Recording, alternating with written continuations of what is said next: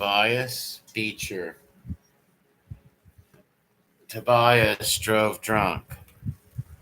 Tobias ran over a young child, and Toby went to Oz.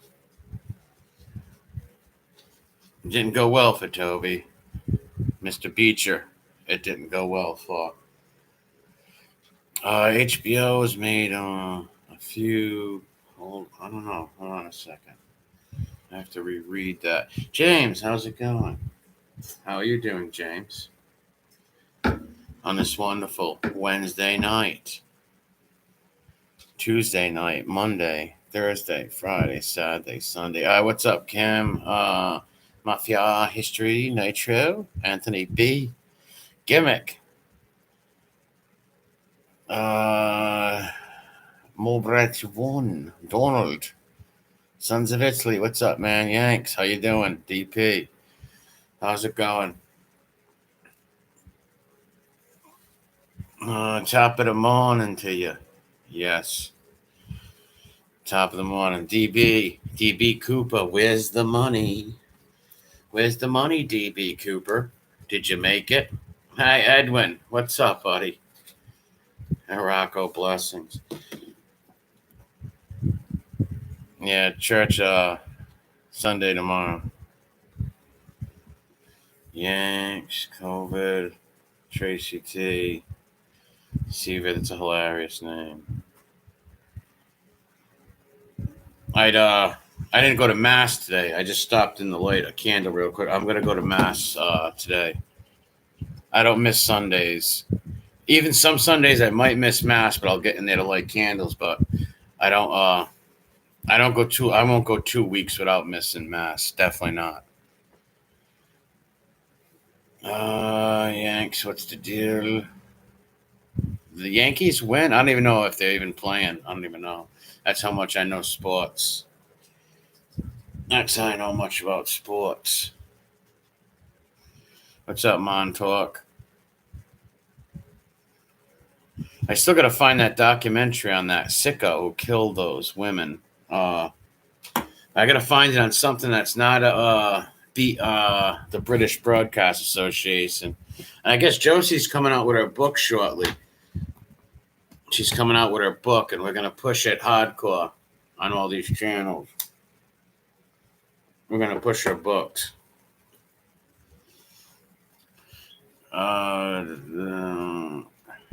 You confessed I haven't been since I could. Yeah, amen to that. God bless everybody in chat. Yeah, that I've been reading some things up on that show. The shows on HBO so lately. They haven't made them like they used to. That were good ones. Definitely not.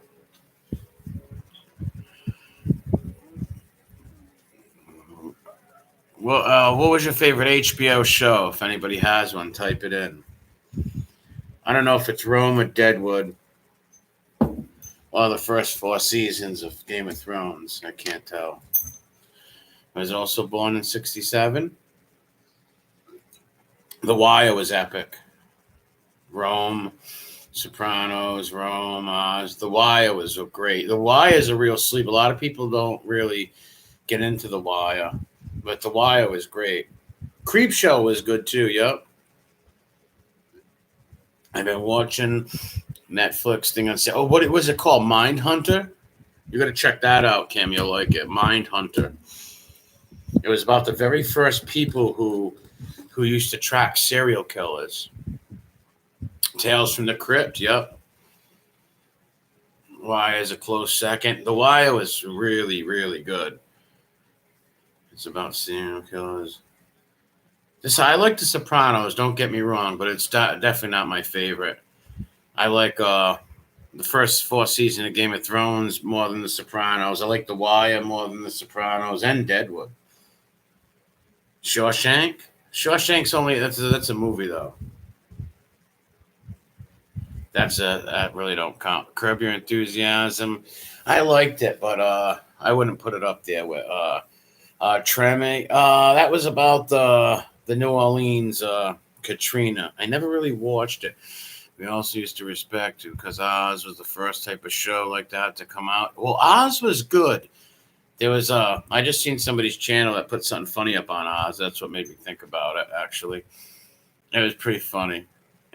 Wyan, I made a bad one. I did a boo boo. Wyan, the Cyril O'Reilly. Cyril, oh my God, yeah. Oz was that like the very first one that came? I believe so. Well, the very first was HBO series was Inside the NFL. Actually, Inside the NFL. Oh, you lived in Deadwood? Really, Sons of Italy? Did you go to the old like the Garrett houses and Seth Bullock's house? Did you ever go there and see that stuff? And the like where Hearst and them That was, let me tell you, and the movie was good too. Listen, I really like Beecher. Yeah, Beecher was a character. Tobias Beecher. Oh, that's pretty cool. What's up, Brian? Yeah, Oz was pretty funny. Then there was stuff that hey, Red Eye Patriot. What's up, man? And then there was just some stuff about it was just weird. Weird. Like, how did Adebisi keep that hat on his head? Had to be Velcro or glue. Had to be. There's no other explanation for that one. Do you know who was in there? Kenny went. The kid who played in Bodie was in there last night. I asked if you planned on doing anything on the Philly Stoolies. What Philly Stoolie? Oh, you're talking about Philly and Eddie. Yeah, here's the thing about that. He doesn't have a YouTube channel, and no, like I could probably pull up some interview with him where he's got like the raccoon head. He's got the dead raccoon on his head or the pheasant on his head. I could probably do something like that, but McNulty was a great. Yeah, Michael McNulty was a great character. He was like this insane drunk dude, like who just messed everything up. Ryan O'Reilly was a great character too. O'Reilly was always scheming, using his brain, always scheming. I did a Deadman reenactment of Wild Bill Hickok. I didn't play Wild Bill, just one of the extras. Oh, that must have been pretty cool, man. That must have been pretty cool. The Wire was great. Now, a lot of people hated the second season of The Wire. I liked it with the docs and stuff. I thought it was really good. I thought it was real good. Really good. No, what was good in The Wire? The last season when they did the newsroom. I hated that news reporter, Scott Templeton. I just wanted to crush his temple with a gobstopper. He was just a liar. He lied about the phone calls. He just lied so much. And he got a Pulitzer Prize at the end. It just shows you that, like a lot of times in life, scumbags, end up winning everything like that. That creep on The Wire. I didn't really like Sons of Anarchy too much. I watched the first season. There was some good episodes, don't get me wrong. I just wasn't a big fan. What's up, Mario? Donald. Oh, you like season 2, Donald? Ziggy. Yeah, I hated Ziggy too. Ziggy was an idiot. Ziggy was just an idiot. See when he put that he put like a $10,000 bracelet on a duck. Stringer Bell was a great character, but Stringer Bell was somebody who was trying to live in both worlds, and Clay Davis rainmaked them. Al Bundy's wife was great. And so, yes, that woman survived open heart surgery and everything. Bubbles was a great character. Bubbles ended clean, Yes, I did like The Shield, yes. The Walking Dead, the first 2 seasons, yeah. After that, it got so comic bookish and stupid. But I liked the first seasons of it. It was good. But then it got just too repetitive and just weird, and I just couldn't do it. Skinny Razor. That's them kids. Breaking Bad was one of the greats. Yes, that was great. Walter White. What's up, Salt and Pepper? Walter White was great, especially because Walter White was like he every time he put that hat on, he turned. What about the preacher? I never seen the preacher. Oh, during tourist time. Yeah, Jesse Pinkman bit. Yeah, he's how he was saying. Ozarks was good too. I did like the Ozarks. Yes, James, I've watched Brotherhood. I did like it. Yeah, because it was in my city and stuff. I played wiffle ball in that house. Father Ted, what's up, Tom? I don't know what Father Ted is. Legendary Nights, HBO Boxing. Yep, I remember that. What is Father Ted? Yeah, Ozarks was good. Marty. That little girl was crazy. Little Curly Sue. The little blonde girl with all the curls, like always pulling guns on her cousins and uncles. Yeah, Hardy, I got to get a hold of you and give you the rundown. You didn't like how what ended, Kim? What, The Wire? I mean, Breaking Bad? I thought Breaking Bad ended good. He freed Jesse Pinkman from bondage. Jesse was freed from bondage. I felt bad for poor Jesse Pinkman, but he shouldn't worked with Hank Schrader, ASAC Hank Schrader. He shouldn't have trusted Hank. I felt bad when they poisoned the little kid Brock. Oh, the Ozarks. How did the Ozarks end? I did see El Camino, Michael. I did see El Camino. It wasn't bad. It wasn't bad. Oh, Eastbound and Down? That was a classic, dude. Stevie, it's me, Stevie Janowski. Oh, did you? I got to check the emails. Stevie Janowski, when he was drinking and driving, and Kenny Powers put him in the front seat and said, that was too funny. El Camino is trash, Bethany said.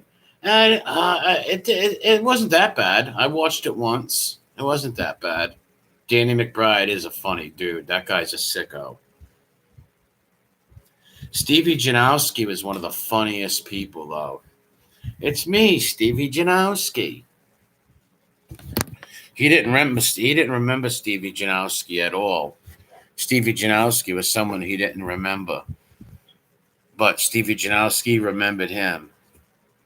I'm thinking of master plan, digging my pocket, movie spent. You were just coming up with that. Too much hype. Too much hype on what? Did you ever see HBO miniseries called Night of? No, I never seen that one.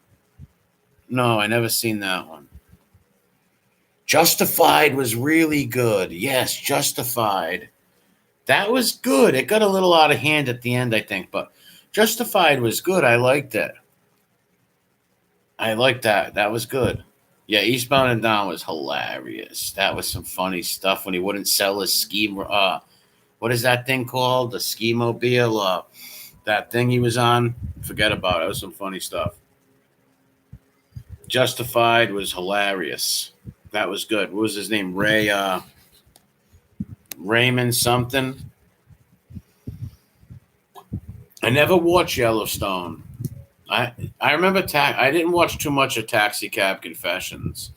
I've seen a little bit of it, where like some guy was shooting up in the car in the taxi cab. Boyd Crowder was a character, but then they made him cuck out. I liked Boyd when they originally found him. I didn't like when they made Boyd cuck. I didn't like that, but I did.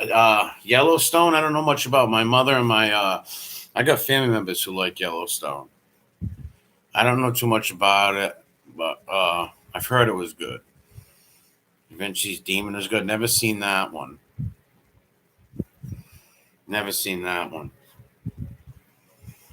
Boyd Crowder. Now, didn't he have family members? Wasn't there other Crowders too?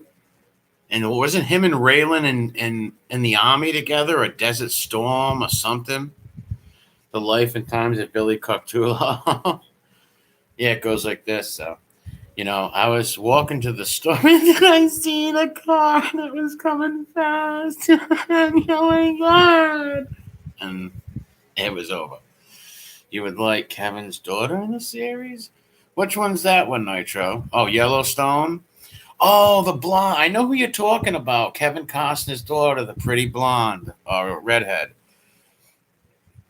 Bubblegum gangster, the meme king, the meme maker. Johnny Cross. Oh, they were coal miners together. That's right. Oh, that show? No, no, no. I'm sorry. No, no, no, no, no. HBO Lakers series is pretty good. I never seen that one. The Lakers series. I never seen it. You mean like, oh, that must be a sport. That must have been on one of the sports series, right? One of the sports series. What's everybody doing for Halloween? Are we dressing up for Halloween, folks? It's called Showtime. Well, that's what they used to call the Lakers dynasty back then, Showtime. Yellowstone is great. There's a lot of far-fetched. Has too much overpowered or yeah. I don't know much about it, but I do know the daughter. She is a pretty lady. I started Dharma, but couldn't do it. Yeah, I tried to watch that too, and I just couldn't. I just couldn't do it. It was too much of the Johnny Aletto, Michael Dowd stuff that I couldn't get into. Hunts Point, that was hilarious. That documentary. Have you ever seen Dope Sick Love? That documentary on HBO. Boy, was that sick. They followed these different people on drugs. It was just like it was weird. They followed these these two couples for over 2 years on drugs. It was weird stuff. The guy looked like the guy Weepy, the guy who hated Assassinino, Weepy. Like he was going in bathroom stalls with old men with red hair. He was going in their bathroom stalls with them. Dope Sick Love was, oh my God. Celtics Lakers, yes, the 80s, that was classic. I was a little kid rooting for the Lakers. Hunts Point is really Bubblegum Gangster. It's really still like that. But Dope Sick Love, and you get a chance to check that out. It's class. Have you ever checked out the documentary called Dark Days? No, what's that about? Dark Days. Like, what does it revolve around? Never seen it. Lonesome Dove with Robert Duvall, Kevin Costner, Casino Hotel, Main Street in Deadwood, called Midnight Star. I think it's still there. Well, after Soul Star, was there really an E.B. Farnham? Was he really a character? The guy in Deadwood? E.B. was a character, man, in Deadwood. E.B. I love when Hearst spit on his face, and he told E.B., when I come back, if I find out that you've wiped that off your face, you're going to be in trouble. E.B. Farnham was just like this little weasel who couldn't help but just being a weasel. I like the Sons of Anarchy. Yes, you know what? Red Ryder BB gun. That is a real good comparison because do you remember after Sons of Anarchy came out, biker groups, I'm talking they're like the Christians and the Sewing Knit Club bike gang, everywhere you turn there was a biker club. It was weird. He did look like Weepy, right, Bubblegum? What's up, Rat Trap? Tell me he didn't look like Weepy. Looked just like Weepy. Bottom teeth missing, whole nine. All he was missing was the crack hoe. That's it. I didn't see any crack hoes with Weepy, but I'm sure back at the trap house there's a couple. Without a doubt. Documentary Mia Maxa Copa? No, I haven't, James. But I know Weepy's got a few crack hoes back at the trap house. He's a loving, a trapping. Weepy's getting down and dirty with the old mans and the Buicks, man. Tony at Beats will wipe the floor with Weepy. Is it on Tubi? You will not regret. Checking it out. I will try to check that out. Used cars, parties, and bras, whatever that means. I don't know what that is, but is that a show? But yes, Weepy. Oh my god, that's classic. Dosick love it. Weepy. Remember when he was the brother? Was like, "Yo, dog, you go get away from that house. She a hoe, dog." He's like, "Don't talk about my wife like that."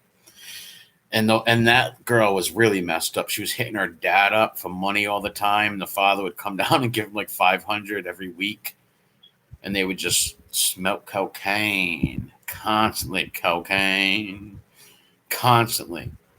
smoking rocks, 7-gram rocks, like Charlie Sheen would say, minus the HIV. Well, that character probably had that also.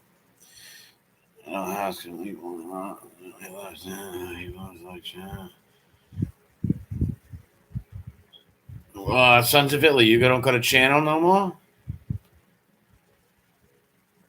Charlie Sheen was a maniac, dude. That guy was out of his head. That was a funny interview though with him there. I think Charlie, when he realized he caught HIV, he probably just lost his mind and was like, I don't care anymore.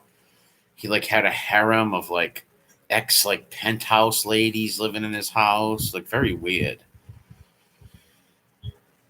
Very weird. Very weird. I don't know.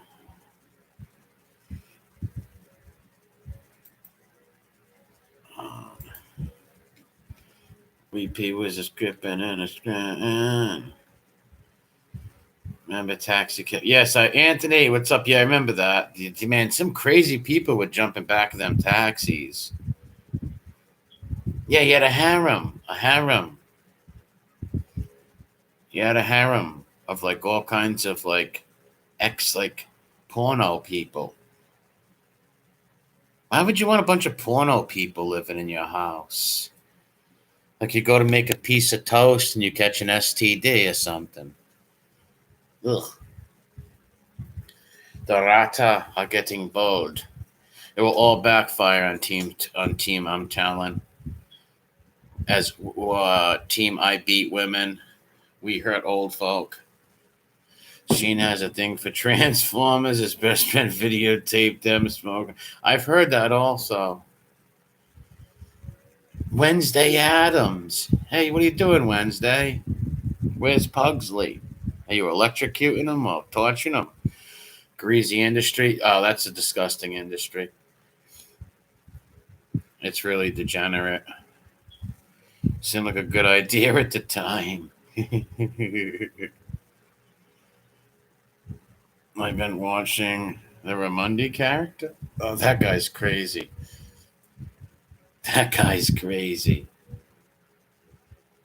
Coctulo, the Ricky Coctulo is, listen, he's full Jenner. He looks like a very old Joan Rivers. Honestly, he looks like he's hanging out. You mean you're hanging him? He looks like an old Joan Rivers. He's a creepy dude. And his whole family hates him. Imagine when your whole family hates you like that. What's that tell you? He probably was stealing their socks and stuff. He's a weird dude. The cigar is very cringy. It's like the little mafia starter kit. You must have a fedora hat, a cigar, Johnny Leto's sunglasses, and how about Leto's Hugh Hefner coat? Boy, is that the king of cringe. Who wins a fight, Ghost Gobbler or Rat Squaw? Maybe Rat Squaw would just, fall and roll and just like break Panisi's leg. Just might be the strangest con of my. Yeah, Coctolo is Crying Bill, Whiny Bill. Didn't he try to like do HBO? Not HBO, like MTV specials and stuff. Him and his feminine self, and his Barbara Bush looking counterpart. Don't forget the gerbil and the batteries. Yeah, he will cry to death. Yeah, that's his special power. Crying Bill special power is when he cries, you drown in tears. Like he'll get you in a room and he'll cry so much the room will fill up with tears and you drowned. Banging in Little Rock was good. Yeah, I streamed that one time. I'm gonna stream part 2 this week. Yes, TF202 exactly. That's his special power.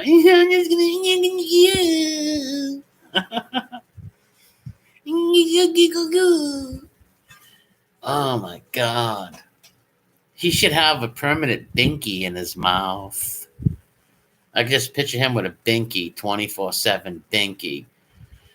Thunder God, what's up? Sammy smacked Aletto down. Well, yeah, Schmiegel, as we call him, Schmiegel, the child killer. Schmiegel took the money from Aletto to give him the mafia shout out. And after he gave him the little mafia shout out, he took it back. He was a little engine giver and took it back. And Aletto went crazy after that. And now Aletto just talks about being a politician. It's weird. Barry effing Seals? I don't know who Barry effing Seals is. Yeah, their buddies keep getting more effeminate. Well, we all know it's a GIMP party and Vito Spedifa's coming. It's a GIMP party and Vito's coming. Johnny Cakes will be there. Calamity Jane, Wild Bill, Hancock Man is buried in the top of the. Oh, that's the dead. Oh, you can. You've been to that cemetery. Interesting. Yeah, that was an awesome series, Deadwood. I'm telling you, I loved it. I even liked the movie. Yeah, it's pitch black out. Cthulhu smiles like as you see me. Yeah, you know he's got white out and just but yeah he's the Hollywood boys must have really loved his rear. Put it that way. He's like he's always got a box of tissues on him. Claimed he smuggled for Escobar. Who did? Said they claimed they smuggled stuff for Escobar. The first season of Deadwood was my favorite. Yeah, that was great. Weeping Willie, that's a good one, Bubblegum. Weeping Willie. and he tries to portray himself as just sick. These people, they all have this mental illness, and it's really twisted, very twisted, very sick and twisted. What's up, NSB Nunzio Wilds? Barry Seals was an Escobar pilot. I don't know who that is. I know Escobar, obviously, but are those the Cocaine Cowboys guys? I did see the first Cocaine Cowboys and the second one. I'm going to smoke a cigarette. I don't want to smoke on the screen. I seen the first and second Cocaine Cowboys. The first and the second one. It was all right. I don't know how much those guys were lying, though, like about all their trips on these airplanes and all the money they made. Who knows? How much of it was true and what's not. Who can ever tell with these people? And I think those guys dimed out a lot of people, too. I'm not too sure, so. Nope, even more pathetic, really. Wow. Interesting. Willie Falcone. I don't know who that is. Willie Falcone. Have you ever yet to see Weeping Will on screen without a cigar, 100% pose it? No, I haven't. Oh, you like his show, Donnie Ragu? Yeah, he is a good guy. Solid guy. Good people, for sure. Tom Cruise played Barry Seals. In what movie, Red Ryder BB Gun? I love that helmet picture. Has the helmet put anything out lately? I am a. Me am I. Ever see Columbo Show? Columbo Show. No. What's up, Johnny? Which Columbo? You mean the Columbo the cop? American Made is exactly historically accurate. What's up with the bald Gimp? He's just a Gimp. Groupie fanboy. I haven't really watched anything. I gotta check out the clip channels. It's like you have to have Mafia Starter Kid on YouTube, yeah. Oh, you mean True Detective? That was actually a good series, True Detective. Yeah, I don't know what's going on with Dribbles neither these days. I don't know what's been going on with Dribbles. Dribbles knows after Calamandria was exposed for the Harvey Weinstein stuff, all that kind of stuff. What really destroyed him was getting caught. See, his fans didn't care about all that stuff. The fans wanted true hubcap and true gerbil stories, being stuffed and muffled in the rear. They didn't want to hear the lies, and since they were not allowed to confront him no more, MA just decided to wrap it all up. He brought Tokyo Rose on and a few fanboys who were inhaling gobstoppers and potato chips on screen to stick up for his character. Yes, he has been exposed. End of story with Dribbles. Choi Boy. Yep, Pittsburgh Pookie. Smoking rocks, lying about the karate stories. How pathetic. Dami kawaii, but me talk. Wonder why he's into karate. He looked up. He hero worshipped them people. They didn't even know who he was. And that way up where my day, weirdo. Well, Nat Geo, yeah, all them. Well, of course they're gonna put all the stool pigeons on there because that's the only people they're gonna get to go on. But they should really check their stories. I guess they really don't care. You guys remember when I played that Linda Scarpa thing? With Linda and the little 18-year-old boy, Whitey? There was, oh man, I get a strike every time I play it though. But that was the cringe fest of the world. Oh, that was the most cringiest stuff. Linda Scarpa singing love songs with an 18-year-old kid and they're winking at each other and singing love songs. That was just some bizarro stuff. Boy, it was probably some of the most weirdest thing I've ever seen. And if Linda was a male, she'd be called a predator. But she got away with it because she was a woman.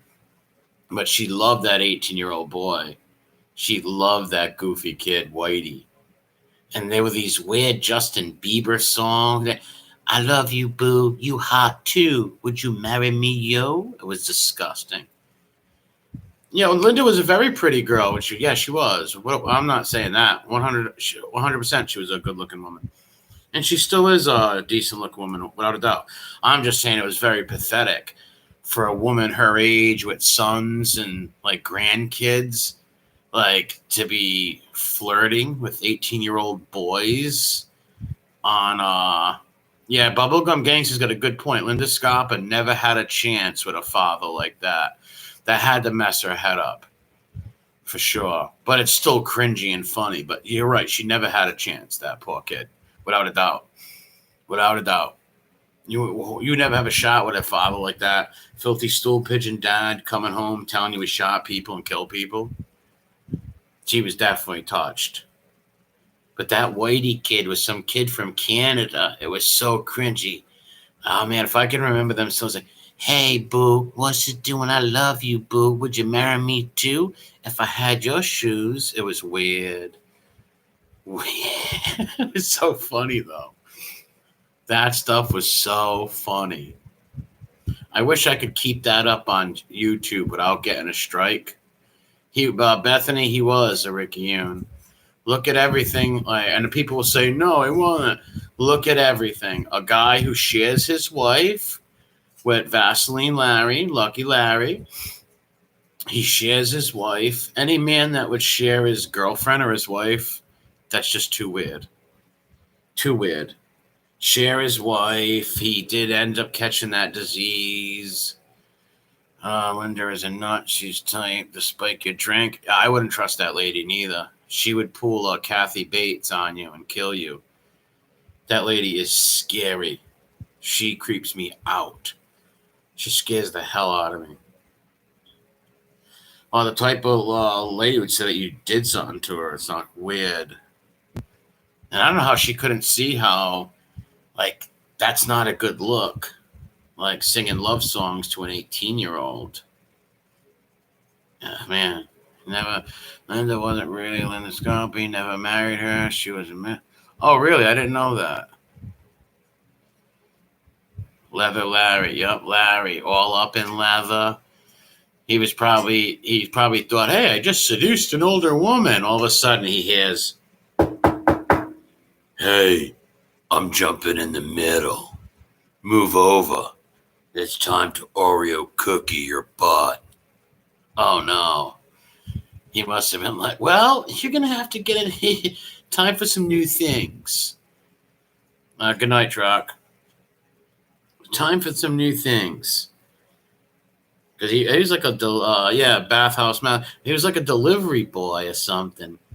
Like he thought he was just bringing some some pretzels and some groceries to a house, and it was just a whole. And I bet you Gregory. I bet you Gregor set it all up. That was his way to lure young handsome men in. Was to send the wife out there to lure the young boys in. I bet you the Gregor must have knew how to lure the boys in. And Leather Larry must have been like, uh-oh. Three's Company. Come knock on my door. Gregor will be waiting for you. It's his and hers and his. Larry Pogo Sticks too. Oh, my God. Yeah, that's exactly Rat Trap. Exactly. Maybe he pleased both. He had to. He had to please both. Because why would Gregor share? Gregor didn't want to share. Greggy wanted a young leather boy. Players or the actors. Ian Shane, who called everybody. Yeah, that he was great, man. Al Swearingen. Al Swearingen was one of the best characters HBO's ever came up with. Swearingen. You know that girl was on the show, Jewel, the handicapped woman, was really handicapped too. And he actually saved her. Like Al acted like he hated her, but he really loved her like a sister. Kevin says, "What's that poking in my back? It's Gregor." Hey, Larry's victim of rape. Actually, Greg was known as the Grim Reaper, the Grim Ripper. They should have called him the Grim Ripper. Literally, he was like another Whitey Bulger, like a disgusting Whitey Bulger type. The Grim Ripper. And he had his female companions helping him rip and take. Oh, there's Trock's channel. Give it a sub. He's talking to himself as a third person. Please sub to Chris Trock. Give Trock used to go on ways than one. His ass was never the same. What's up, Callie? His ass was never the same. Gregor. Oh, yeah, without a doubt. He was strapping on Depends for years. Loves the Huggies. The Grim Creeper. The Grim Creeper. Yeah, she's like, my dad's he's sort of like a 007. No, he was like a 00 Ripper. Jimmy Calamari doesn't sound tough. He's like that slow cat pizza because he can't understand anything. Yeah, he's a... Calamandria was a cokehead who stowed hubcaps and had a crush on the kid Paulie. He probably used to clean Paulie's basement up in a French maid outfit. What out of no, what would make you think that, Sons of Italy? That wasn't me. Yeah, of course it was me. You have a channel, right? If you got a channel, I give you a wrench, you can drop your link. How else would you get the wrench? It was Callie G's gave it to you, not me. Don't blame me for that. How dare you? I'm gonna call George Hurst. I'm gonna call George Hurst on your ass. Jimmy has a speech impediment. I'm gonna tell you a story. Well, Georgie Adamo took the Dolly Rancher and well, Georgie Adamo. What? Paint job? Freaking clown. He is soft and slow. He's like Charmin. A Grim Creeper Agent 69 and loving it. Secret Agent Man. Secret Agent Man. He's gonna take Larry's asshole and giving you a name. You know what? Marie. Oh my god. The helmet. He really does. Marie. Boy, well, Damo. Boy. I made fun of him with the Paulie G so much, he actually finally changed his avatar. I stole Jimmy's lunch money when he's in the bathhouse crew. One of the funniest things is the Schmiegel and Jimmy Calamandria shakedown video. Do you see how Jimmy's face is so red? He's like a pimple about to burst. His face is red like a tomato. He's like a tomato, giggling. He's went gray since then. He's literally went gray since then. Itchy Ear says, "Wing ping chong ping chong ping." That video is cringe, huh? Yeah, that's a sleep. You know what? That's a sleepover one. That's gonna go down in Stoolie history as one of the funniest, cringiest things ever. Tokyo Rose? Yeah. My brother, good guy. My brother, good guy. Go home, G.I. Go home, G.I. My brother, good guy. He good guy. My brother, nobody. He no tell nobody. He probably told on Tokyo Rose as a kid. Mommy, Tokyo Rose just ate my bagel. He probably dimed out poor Tokyo so many times. He was full of zeal. Yes, he was. And Peter Peanut picked me up at the dating, and Timmy said, "You don't stay at motel. You can stay at me house." You know why? He wanted $5,000. Oh my god. There's a shadow figure behind me like Emmy. Oh my god, Emmy, no! Imagine if you've seen a big Warren-esque something about Mary creature just tackle me and start screaming, "I'm an ad! I'm an ad!" Emmy is a really sexual, awkward creature.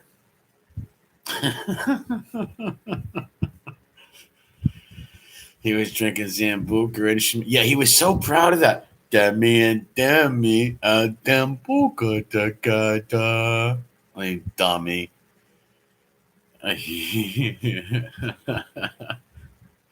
Yeah, baseballs. Don't touch his Jimmy.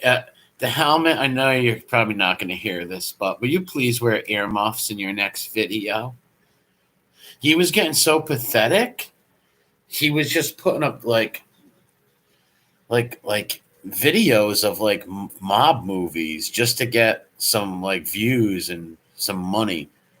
Because Emmy breaks glass because the unions out there. There's like a stool pigeon union that helps stool pigeons out, and they got Emmy to break glass. Like Warren would have broke glass for free. I get to break glass. You know, that's a great time for Warren to smash Yoo-hoo bottles. Warren loves that stuff. Forget about it. Yeah, he's something about Mary's stepbrother. 100%. Emmy should work at Mickey D's. Picture him with do you remember when he wore that gray hat with the flat bill and he had the little shabby hair coming out of the sides? He looked like one of my mother's old patients. He's in the helmet's head. That's right. No more mob T-shirts. You betcha. No more gangster T-shirts and none of that. They knew it was. Well, I had to remind them. It was cringe. Nice moss. Who's smarter, Emmy or Frankie McDonald? I don't know who Frankie McDonald is. The threats will never love you back. Pow, poof, boom. What a goof. That guy is the goofiest Gen X. Well, no, Gen X goofball. I think he might be like the last years of the boomers. No, he's not a boomer. He's like from my generation. He's one of the dummiest Gen X people I've ever seen in my life. Me and my goof. He destroyed his whole channel for playing in the sandbox and hanging out with those low-life people. He should have listened to Schmiegel, but he couldn't. He couldn't do it. Yeah, I'm a Gen Xer too. Cauliflower brain. Emmy's got a 9th grade education. I would say, yeah, around 9th or 8th. How many times do you think he cries in a day? He's always taking crying fits. He's the type of guy who punches walls and cries and bites pillows and takes fits and tantrums. Why me? I want God. God want me. Why me? I was like, yeah, he couldn't work at Mickey D's for sure. There's no way. He'd probably be eating every third chicken nugget he touched. He couldn't release the tenders without eating them. He'd probably stuff a hot sandwich up his ass, without a doubt. They would catch him like doing something weird in the bathroom. Mike Humper custom his leg. Emmy, without a doubt. It's like, Emmy, where did that potato go? It's inside of Emmy. Emmy's the only guy who smuggles potatoes into prison. Or smuggles ferrets into prison. We don't know why. The best is when Tokyo Rose and that other guy, some gamer dude who was like eating. When the camera went on, he was inhaling Cheetos and Funyuns. And he's like, oh, I'm sorry. I didn't know you would put me on camera. Jimmy's the best. No one knew how we grew up, Emmy. And Emmy's just there with this big, cheesy, baby tard smile. With this big, Corky-esque smile. Da-da-da-da-dee, da-da-da-da-da. Life goes on. He had this Corky-esque smile on his face. While Tokyo Rose had the pom-poms going. Give me a J. Give me an I. What that bell? Emmy! It was pathetic. Righty guns for threat squad. Who knocks out first? Who knows with them two? Who knows? The raspy voice. I'm not on heroin. I just got a raspy voice. You think I'm on opiates? What makes you think I'm on opiates? I'm up. Wait, what's going on? What's going on? What's up, QB? Literally, like, what would make you think that I'm on opiates? Yeah. Wow, that marijuana was strong. That CBD was strong.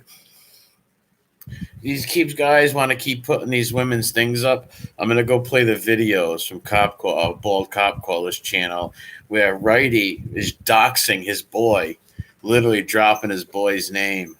I think it's on Cop Caller's channel or Redzilla's channel. But he's just dropping his boy's name right there. Dropping his name. The other dude, like I'm beating up home invading old people.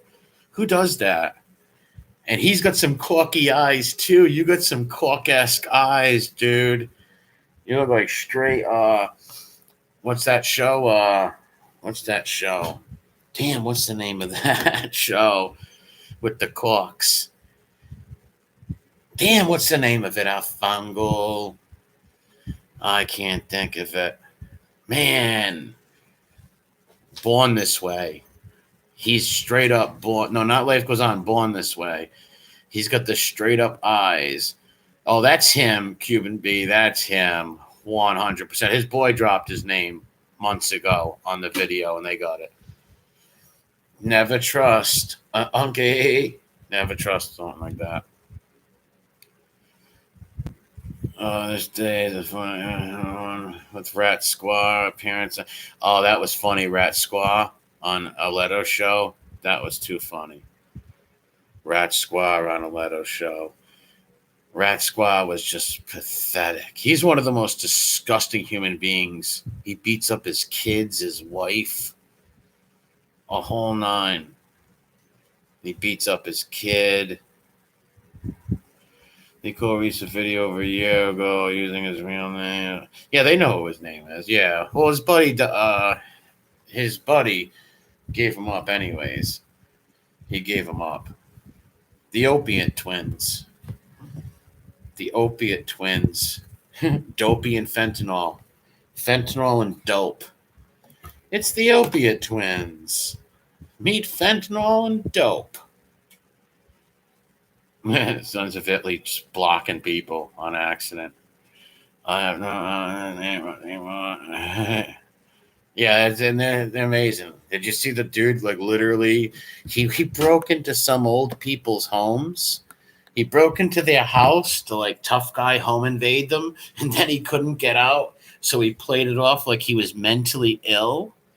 He played it off like he was mentally ill and banging on the windows, like talking to Jesus and stuff. It was weird. Weird. This friggin' fan. Keep docking this cigarette out. I gotta smoke it, not keep putting it out. Well, Life Goes On. I'm a Corky Thatcher fan. I love that show. That was great. That was great. Wow, this thing don't like. That was a great show, Life Goes On. I like when Corky became punky, when he became a punk and Elvis. You remember when Corky became the Outsiders? He became Dallas Winston. Oh, man. His neck was like the Michelle. Yeah, he had like 7 or 8 rolls going on the neck. He had a little chub ass thing going down for shows. Yeah, I think I saved the video with his boy dropping his name. I'm gonna play it this week. They keep putting up these women's social security numbers. That's just disgusting. Like, dude, stop that stuff. Stop that, stupid. Because we're gonna make you cry. Clowns. They're all mob groupies, man.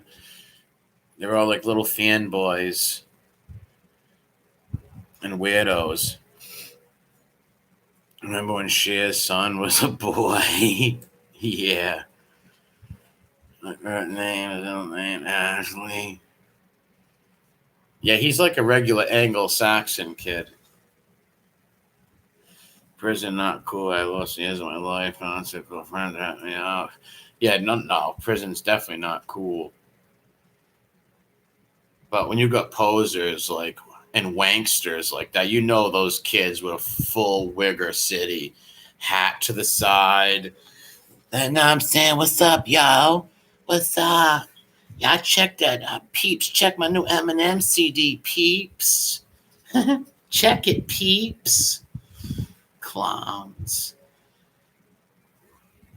He doesn't sell CBD. When he dropped, when Fred Gwynn talked about the CBD, he did his friend a great disservice and dropped his name.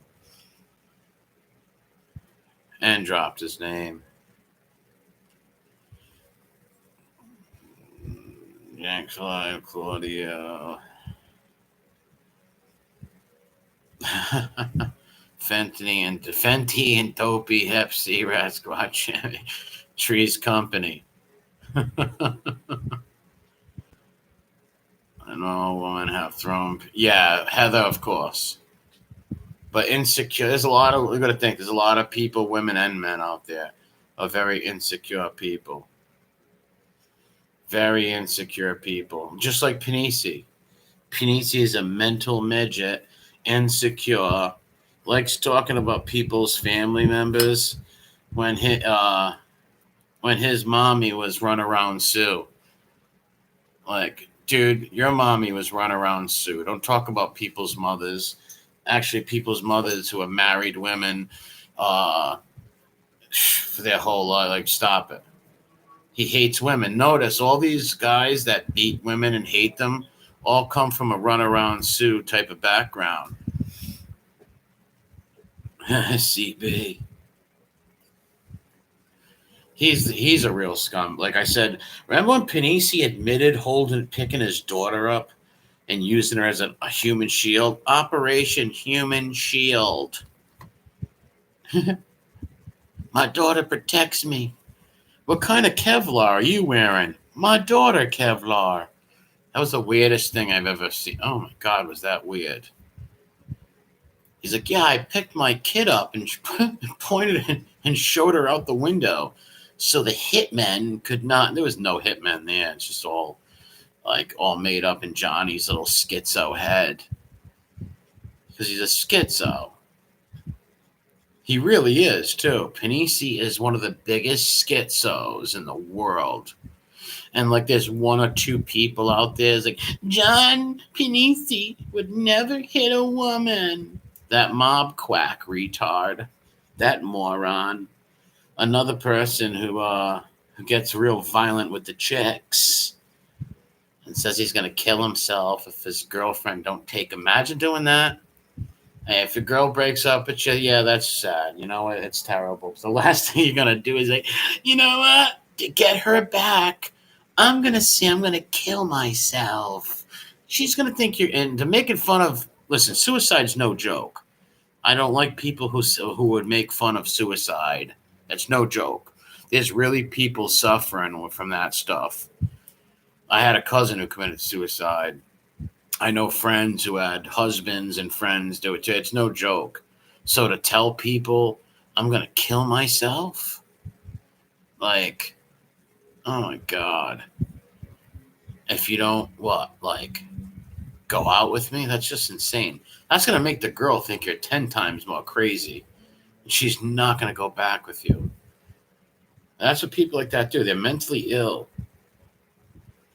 And I've seen a lot of mentally ill genres, but boy, some people in this thing, you got some really mentally ill boomers and Gen X weirdos. Reddy needs rehab. I tell Reddy to go to rehab. And he said, no.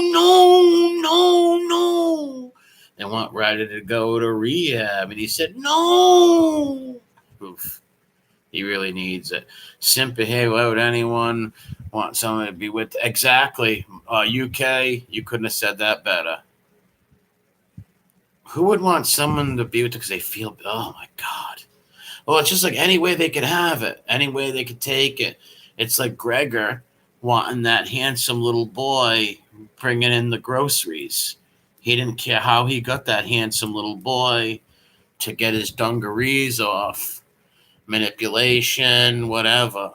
They don't care. That girl probably thought he was crazy doing that. Crazy. Itchy is the handsome little boy, Larry Mazza, that the Gregor wanted so bad. The Gregor wanted him. He needed him. He Vaselined him up and shined him all up. Shiny Larry Silverstein. Left the interview. He brought tonight. He's pulling it tomorrow. I don't watch Fred Gwynn. Fred Gwynn's another one who he's like he loves the abuse. He loves the abuse. He loves it. Fred Gwynn, if he doesn't act nice, common simple, turn the faucet off. You turn off the faucet. No more Fenty. No more Fenty for him. Nobody want people. Yeah, exactly, Callie. Eddie Money is Panisi's favorite singer.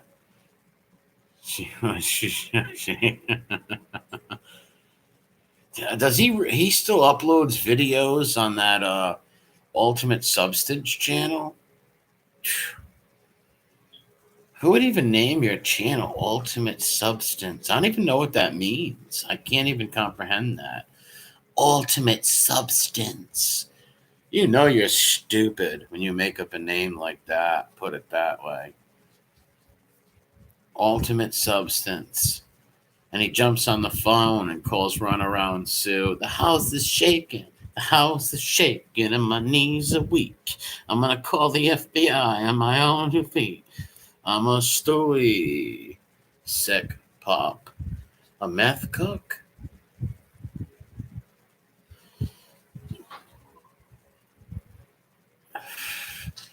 The fish tank folded like a chair. Oh, they got a. Hey, Scotty, what's up, man? Yeah. Oh, storms. Really? There's going to be a tornado?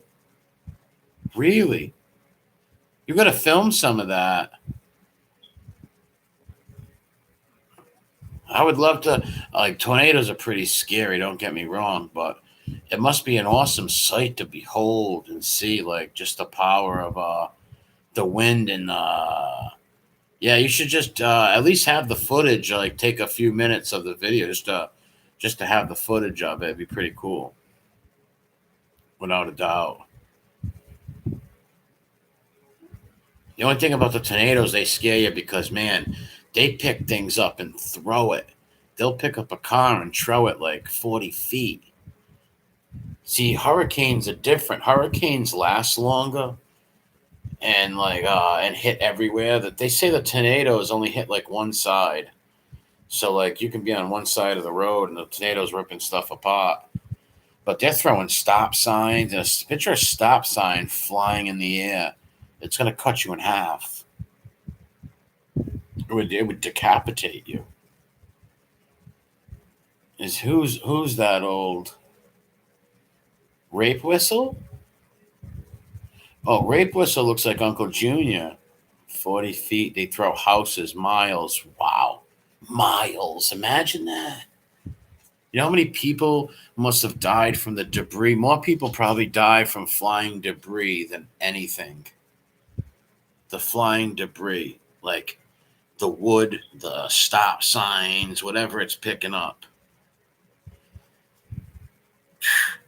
That's going to be the worst.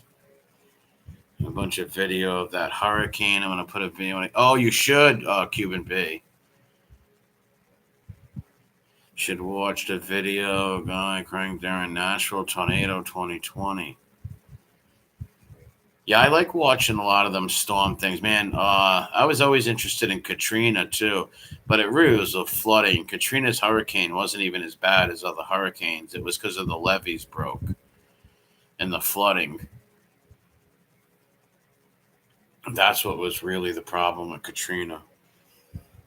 And man, that was nuts. There was people stuck in like attics and on rooftops, sweating like Greg Scarper, and in the bed between Larry and the other one, whoever that lady was. I seen the results of tornadoes, and they rip out a foot or better of land in its path. That's insane. And I've heard of HARP or whatever. HARP, yeah, it's some sort of like they control weather or they try to manipulate the weather. Yes, Linda, that's right. Now, there was 2 Lindas, right? It was Gregor's mistress and Gregor's kid, I believe. Many killed in the Nashville area. Huge. Tornadoes are nuts, man. Nuts. Fish tank. Fish tank's an old boomer, I believe. He's like a dinosaur. Fishosaurus Rex. Nah, this guy's a character sweating like Emmy in a math test. Yeah, John Panisi had a spelling bee. John Panisi in a wrestling match. Yeah, yeah, yeah. And Emmy, can you remember this one? Was Paulie bumping you in the dark? Wait, were you singing on Harambe, baby? NB, which Blast, what's going on? Tornado killed Superman's Tornado killed Superman's stepdad. You're a funny bastard. That's where the little kid, remember? Yeah, in this first Superman movie, the little kid walks up and like some he just walks up out of nowhere and picks a car up. Man, I'd be putting that little kid in like Tough Man contest. Forget about it. If I found a little Superman kid like that, I'd have him in MMA fighting all the way. Red Rum, what's up? That thing, that was funny, that video you put up with the hat. That was funny. If you want, drop your channel. That was real funny. Like that hat on Adebisi's head had to be glue. No Scully would ever fit on some bald guy's head like that. No way. That would never. And the Cyril O'Reilly, that made me think it was funny. Wyan, showing your bad thing to me, Wyan. His was cringy. No, I liked Cyril because he was tough, but Cyril played a terrible cork. Cyril's cork skills were terrible. Wyan, I did a bad thing, Wyan. But he was tough though. Cyril was a boxer. He was a boxer. He was tough, but he had the mind of like a 5-year-old. Cyril. Yeah, they were brothers. They were real brothers. Yes, they were. They were real brothers. Yep. Ryan O'Reilly was a character in Oz, and O'Reilly was very smart. He always did everything. He was always scheming and working people because he had no real crew. He had that little red-headed Irish guy who became like a gimp after a while. Do you remember that one? The little Irish dude with the red hair who like was in love with Shirley, that woman killer on death row, and then he went full gimp. He went full gimp. After that, he went full gimp. And so he had no crew. Like he had like in Oz, there was really no Irish crew. There was like Ryan, Shirley Bellinger. There was Ryan, Cyril, and the redheaded kid, but then they made him turn to a fruit. And I was pissed. I'm half Irish. I wanted them to have some like tough representatives of some Irish people in there. But Ryan did a good job. Never go full R word. Never go full helmet, full mental helmet. Tobias Beecher. Beecher took a bunch of Ryan O'Reilly was the smartest one. He survived Nino Shibetta. He survived beefs with all kinds of people in there. Beecher was, you know who was a character? Beecher's lover, Chris Keller. That guy, Chris Keller, was a character. That guy, Keller. That guy was a sicko. He was a sick, funny bastard, man. He was a sicko. Oh, Keller. And Beecher must have been playing for the other team the whole time. Sausage Head Keller. Keller was a sicko. He was like a serial killer, I think, right? He was killing a bunch. He was like Dahmering it up. He was killing a bunch of boys of the night. It is the rhythm of the night, Keller. Because Keller and Beecher were going steady for a while. And then Keller broke his legs. Rudolph had Tommy and his crew, and he was Irish. He passed away a couple years ago. Dean was his a prolific killer. He loved Rudolph like a fun. Yeah, Rudolph loved Dean too. Yep. Many years ago. Really, your fiance? I'm sorry to hear that. Yeah, suicide's no joke. For sure. That's why that other dude, the mob quack guy, like his girl broke up with him and he started sending all of his friends fake suicide stuff. Vern Schillinger sells car insurance now? Is that true? He never got out of in Oz. Didn't Schillinger die? Whatever happened in the last season of Oz? Wasn't there like a big riot and a bomb went off or something? Something like that. I don't know what happened. Oh no, they're on just like Dean Winters. They're on Allstate Farm. That's right. They do the commercials. The riot and then the evacuation. Yeah, but it never showed what after the riot. It was over. It never showed anything. What happened to everybody? I think because of 9/11, they really couldn't put the Muslims in there no more. I'm not sure why they stopped it all. Yeah, the mayhem. Those commercials are pretty funny with Ryan O'Reilly. And those things, like he'll be driving the car and he's all busted up, running people over. Yeah, Chuck Zito was in it too. He played what was that guy's name? I forget his name, but he played a good character in there. Chuck Zito. He was friends. Yeah, Pancamo. That's right. That's right.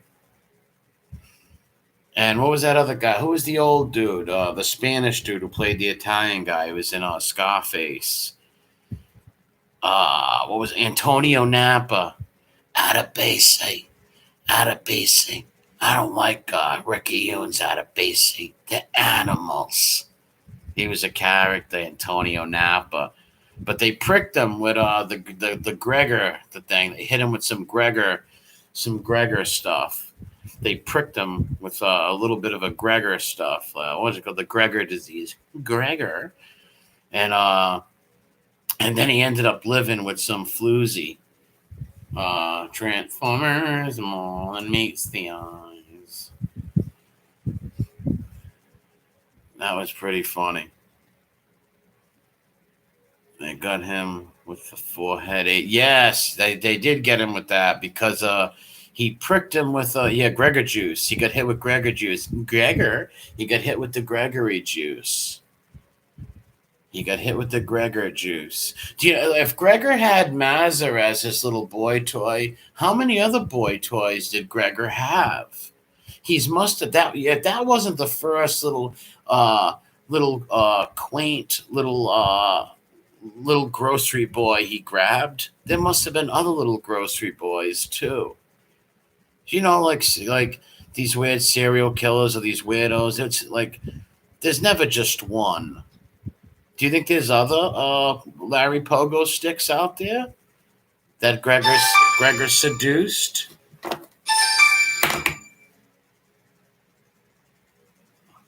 Hey, what's up? I just want to tell you just a quick story, 2 minutes. So we're live. That dude Tommy, right? Yeah. Tommy was because I can tell you now because he's passed. He fucking went. You know on Plainfield Street? No, not Plainfield. I'm sorry. What is it? You know what? Our Lady of Grace Church is. What road is that right there? That's Lyman. Greenville. It turns into George Waterman, right? Yeah, Greenville turns into George Waterman. Yeah. You know how you go down more and it used to be a fucking bar to the left. It was the 50s and it's way back and they let it go, the property, and the fucking trees were grown. But at one time it was like yeah, my father told me about that place. Yeah. Yes. Well, Freddie. Whatever, word was out that the guy who was angry was a fucking stoolie, right? So him and fucking Tommy met this dude at some place. Tommy got out of the car, went right in the car, banged him, boom, boom, two in his head, right? Guess who was in a car underneath a spider tree? Two fucking kids, 16, 17-year-old kids, and witnessed it. How fucking unlucky can you be? He went in the parking lot, he see nobody, right? Because they were in that fucking underneath a tree. It's a true story. You can look it up. It's in the law book. What were the kids doing? What were the kids doing? Just like playing games? Smoking pot. Wow. They were smoking a joint. Right? That's exactly what they were doing. Right over there in Johnston, right? Yeah. And they seen a guy come in 2 Cadillacs, right? And then one guy got out of the Cadillac, right? Went up to him, bang, bang, and because they already know knew because they were following Tommy. But he lost them. You know what I'm saying? He lost them in fucking. You know how they're going through red lights and shit like that. Oh, so he shook the tail. He shook his tail. Exactly. But they said, "Oh, it's gotta be him." And when they had the witnesses, they got him left and right. The kids testified and got him a life bid, but due to his diabetes and shit, and he was dying. They let him out after 20 years, and he did maybe 18 months on the street, and he died. What a fucking a stand-up guy, stand-up Irish dude. You would have loved him. That's why I wanted to tell you about him. Wow, what's the odds of that? Isn't that some bad luck? Like you shake your tail and everything, and then you get caught because just a couple of young kids smoking weed hiding in the shrubs. Man, damn. Is that crazy? Yeah, that's nuts. Yeah, and yet, all you're going to do, right, go into Rhode Island Superior Court, right? Thomas Burke versus State of Rhode Island, right? And I've heard the name before. I don't know. I've heard that name before, but I just don't know anything about him. But I heard the name. Do you remember when me and my brother and Rudy shot each other in the fucking leg with fucking pellet guns, and they told that Lucy that it was a fucking van with a broken fucking windshield that shot him, and she said, "Oh my God!" She called Tommy up. Tommy came down with a crew of dudes from fucking what do you call it? Yeah, because Lucy thought that somebody shot you guys. They wanted to kill somebody. They were out to kill. I was like, oh, imagine if they found a van with a broken windshield. Oh, God. And it was innocent. Yeah, imagine that, though. Like, if someone just happened to have a broken windshield or something like that. Oh, my God. Tommy, because that's when I first met him when I was a kid. He got me, who the fuck are you on the street? I was like, oh, who are you? Right? And I didn't know who he was at first. But he goes, what are you doing? I was on the corner of Killing Street. So he grabbed me, him and a couple others, throw me in the car. Right? I was like, what the fuck? They said, you know Louie? I said, yeah. He hangs with my brothers, with my brother right now. Oh, your brother got hit with a stick gun too? Yeah.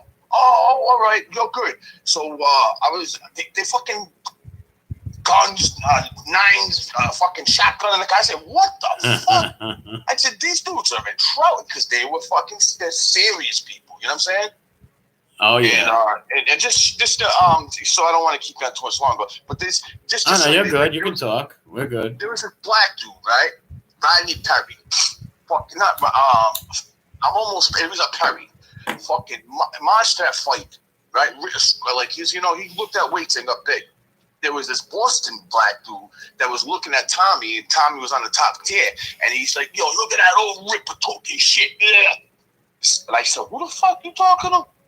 And before I could do anything, this dude Perry, knocked him out. And then when he came back after 60 days and they were seeing each other, he said, "Why would you hit me over some white dude?" He said, "Nigga, I don't even know you. That old man is like he's like my father." He didn't know that he's been doing time with us with him for years. He didn't know that because, believe it or not, Boston's a lot more segregated than Rhode Island. Rhode Island was back in the 80s. You didn't fucking sell up with black dudes if you were a white dude, but they started making you do it, and then you know how Rhode Island. It's not like that. You know what I'm saying? If you're a good dude, you're not a fucking ripper, diddler, rat. All right, you're cool. I'll play cards with you. You know what I'm saying? I'll bunk off with you as long as you're not gay. You know what I'm saying? Yeah. You know the fucking fundamentals. But that's what this dude was thinking. That he was like, "Yo, you fucking turn against me," and he said, I'll do it again to you." And he's like, "Oh, I got treated to your race." The fucking black dude was. Tommy was like, "I'll kill you motherfucker." I mean, he was old. He was fucking missing like 7. What year was what was the first year you went to the can when you went away? 89. Wow, 89. I was 10 years old. So you did your first bid, what, 18? Yep, I was 18 years old. I stole a car, right? And I had a beef with the guy in Deep Patrols on Douglas Avenue. Because remember we moved from Killing Street and moved to the north end over there off of near VZ. Yes. My mother, father, boy. Well, I was working for Deep Patrols, and the guy that was the girl, the wife was playing around with another guy, and I knew I didn't give a fuck. It's none of my business, right? And this dude was being a dick to me. So I said, you know what? Fuck him. I stole a car and was gonna fucking rob all the big fucking there was a big pan that they made all their bread with, their dough with. I was gonna steal all their fucking shit so they couldn't cook. As I was breaking into the door, guess who was behind me? right behind me, state trooper. Oh. What kind of luck is that? Swear to God. He said, I've been following you, you little motherfucker, for fucking 5 miles. What happened was at that time, and Charles Street, you know how everybody steals cars over there. Fucking shops all over Charles Street. The dude happened to follow me. Can you fucking believe it? And called in my plate. My plate was stolen. And they got me. So they got me but you know what? Here's where Rudolph comes in again, right? I should have been charged with a B&E and a fucking a stolen car, right? The guy that owned the building was Hugo Iannucci, and guess who he was boys with? Pop. Oh, wow. Look, I know who he is. Kid, don't worry about that fucking B&E. That's going away, but I don't know about that fucking stolen car thing. That's going to be a fucking Honda Beat. Yeah, Joe Petriacchi represents. That's how Joe was your lawyer, right? I talk to Joe all the time. Yeah. I talk to Joe every fucking other day. I was just talking to him tonight. That's my fucking boy. It's like, let's put it this way. If I said, hey, listen, Nikki Calico needs you because of that, who go and represent you? Especially all that shit you did for Rudolph. Believe me when I tell you, you have a lawyer when you want one. That guy will represent you. He did it for my grandson. Yeah, they're good people. We don't want to go bragging about that, but I know for a fact he will take care of you. Yeah, they were good people. And he was close to the old man. They were close. Yes. His father, Raymond Petriacco was his uncle. You know what I'm saying? And Joe's mother and father was, can you believe this? School teachers. Really? They were school teachers. Their father was Joe. His grandfather was Joe, which was Raymond's brother, which was Joe Petriacca's grandfather. But anyway, getting off that subject,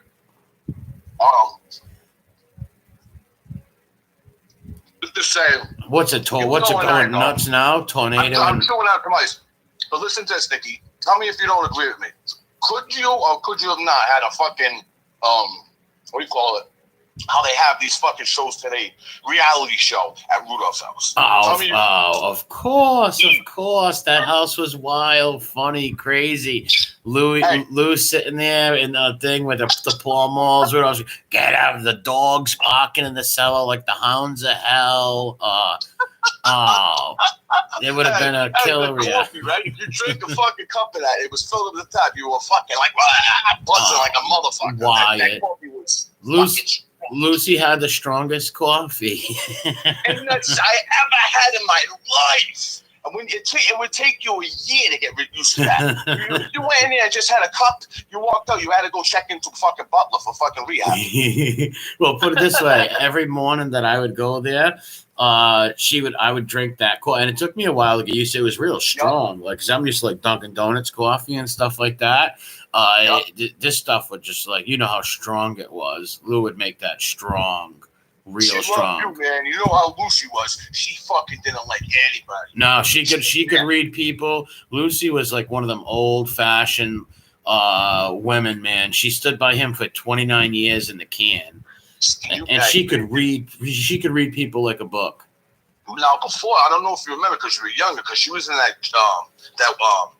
Walker for fucking 25, 30 years. But yeah. Well, they messed her up before they messed her up in the surgery. Yeah, and Rudolph, he wanted to get that fucking doctor. Can you believe though? Lucy is so dedicated. Stopped him. Loyal. She said, "Down, like, let me see you bomb." She used to call him. Yeah. I'm the fucking bomb, huh? I'm trying to help you out. No, you're not helping me out. He's a good man. He wanted to kill the doctor, literally. Yeah, the doctor was right over there in Animal Street. But anyway, long story short, right? One day, this is when Lucy could drive. She had a Delta 88. Oh, the big Delta. I remember her chasing Rudy and you guys in the neighborhood. Yes. I remember her chasing. Where is he? He'd be hiding in the back. Behind bushes. We ran in this guy's yard, right? And she just spotted us, and we were behind the bush. And she pulled in front. All loud. And she's like, "Yo, little bastard, I stay over there." The guy comes out of the house. He goes, "What are you doing? You're at my house." She goes, "Hey, buddy, shut the fuck up. You don't mind your own business. You want your fucking legs busted?" Right? The guy shut. Look, he looked at it for a minute and said, "Oh, it's me. This night." She goes, "Oh, fuck you. Don't even say hi to me now. You were just talking shit. Shut the fuck up." He goes, "You get the fuck in the car." So you would think that we were in trouble. But no, she took us to Newport Creamery. Yeah. Lucy was the type where, like, let's say you beat somebody up and they died in the house. She's going to help you bury them. Yeah, that's, you know, 100%. That's fucking die-hard. You know, she, what do you call it, testified for Rudolph in a couple of his murder trials in the 60s. You never, did you ever know that? Well, he had the 4. He beat 4 murder trials in Massachusetts. Yep. He beat them. He had Ashley Bailey as a fucking lawyer. Yeah, Ashley Bailey was his lawyer. Yep. Do you know how much money he cost? Oh, forget about it. He's not being pumped off and like, oh, you're gonna represent me, motherfucker. You gotta pay him. Yeah, you gotta pay Ashley Bailey. Well, Raymond kicked up that. Raymond got that money for him. Made sure Rudolph was all set. But you remember what Raymond was saying? Raymond was saying that got the wrong guy. It was Louis. They were saying it was Louis the Fox. Because first they said he killed Jackie Nazarian. That was the first one. He probably did kill both of them. And then they killed Willie Mafio. Then he killed Rudolph Mafio. Well, you know, he was involved with it with Louis Shanks. Yeah. I'll tell you what, right? There's a fucking picture that I'm gonna give you. I'm gonna send it to you. And he's in a lineup. And guess who's on both sides of them? And this, me and Dean were talking about this today and yesterday. Oh, I seen them. The Mafia, bro. Yeah, the brothers. No, Dean. Willie's on one side, and fucking what do you call it on the other side? Fucking Jackie Nazarian. He was blamed for killing both of them. But I'm saying, isn't it a coincidence? Like they're both on the side of him, and he was actually had to go to fucking trial for both of them. Yeah, they used to pick them up back then and put them in the lineups. I got a bunch of pictures like that that I found on Google a while ago with the lineups and all that stuff with them. There was a whole bunch of them. Freddie told me to tell you, right? He said, I you know, because I've been like telling him about you. I told him about Dean. Dean was like, oh, why would you say, you know, say. I said, Dean, listen, if he had anything negative to say about it, he you know, I would have said, what is your negative about, you know, Dean getting on there and trying to help little kids? He was positive about it. He was really, I would, you know, say something about my shit because everybody's dead. He goes, but I'm still going to court on my shit. He said, as long as everybody's dead and you're not fucking, you know, indicting anybody. He said, yeah, no one's getting hurt. Listen, if all the people are gone, dead, nobody's getting hurt. There's no big deal. He said, say hi to everybody. Keep the pressure on. He says, if he's making their days bad, he's making me happy. He said, I love that. I love to hear that. And I said, hey, Freddie, you know what he's doing? He's like, what? He goes and fucking, he's in the video, right? And he's going in like Stop and Shop, and he's got fucking things. I got free fucking Madonna, that guy Madonna's in the head of the Colombo family. He goes, that motherfucker's guilty of sin. I say, yeah, but he said, because somebody ratted on him. He's like, help us. We push back. Get the fuck out of here. I said, yeah, all right. That's a good shit. Hell yeah. Well, actually, though, in all reality, on this case, those guys are actually, all the 4 guys are actually innocent on this case really? here. Yeah, they really are. It's actually sad. Really? I didn't know that. Yep, these stool pigeons put them away all on lies, man. All on lies. Which one, though? Which one's the one that testified on a few of them. This scumbag, John Panisi. Was it John Panisi? There's a few of them that testified in that case. That kid Dino, what's his name? That was a fucking. He's the one that killed Chestnut. Thomas Boy. No, I don't know. I don't know about much about these New York people. You know, I don't know. He was he was the Bay Way Pop Boys. Remember the helmet was saying he had a beef with them? I you know the guy Jeff Lanoux, or whatever his name is, the sit down he has. He's got a law school now. That guy's an idiot. Yeah, Spanky. He's a hack. He's a hack. Say hi to everybody. We're live. Say hi to everybody. Hey, what's up, everybody? How you doing? It's just Scotty from the chat, people. I didn't even know that, but hey, now that I know that, I gotta I'll be a little bit more. Well, we were live. It doesn't matter. But let's put it this way. Like I said, Freddie Bishop said keep the fucking the oppression on him. He said because he's in there, of course, for a rap, but you know. Yeah, he's a good guy, Freddie. Good people. Yeah, you know what I sent them? I sent them the pictures that I found off of Google, off of the sites. I said I got a picture of you and Gerard sitting on a couch in someone's house. You're like 20-something years old. How the fuck would you have that? That's fucking that rat station got it. You're supposed to everything's a rat station. Everything's a rat station. Rat tube. Hey, you know he never bought a fucking TV. Yeah, he doesn't know. Yeah, he doesn't know anything about technology. Well, what's he in his 80s right now? For like he's in his 80s, but this is the how gifted this guy is. That guy can grab a bar of soap, right, and carve a horse out of it and look just like a horse. When he got out, he was carving horses for carousels. You know how much money that is per he didn't have to do anything. I don't want to get into his thing, but the guy could carve out of wood. He carved like horses. They paid him big money for that shit. He was he's a fucking killer and there's that, but he's a gifted artist. Incredible artist. Like I couldn't believe. I was sick one time. Oh, you're gonna have a good brain and a real artistic skills to do that. Carve anything else. He gave me a horse with a fucking that had the what do you call the hair on its head and I said, where the fuck you get this? He said, I made it. And this was way back in the day. We were in sec. I said, damn, Freddie. I said, this shit's good, man. And then come to find out, when he got out for 11 months, imagine that he did from 1973 to 2006. Got out for 11 months. He's back on another bird.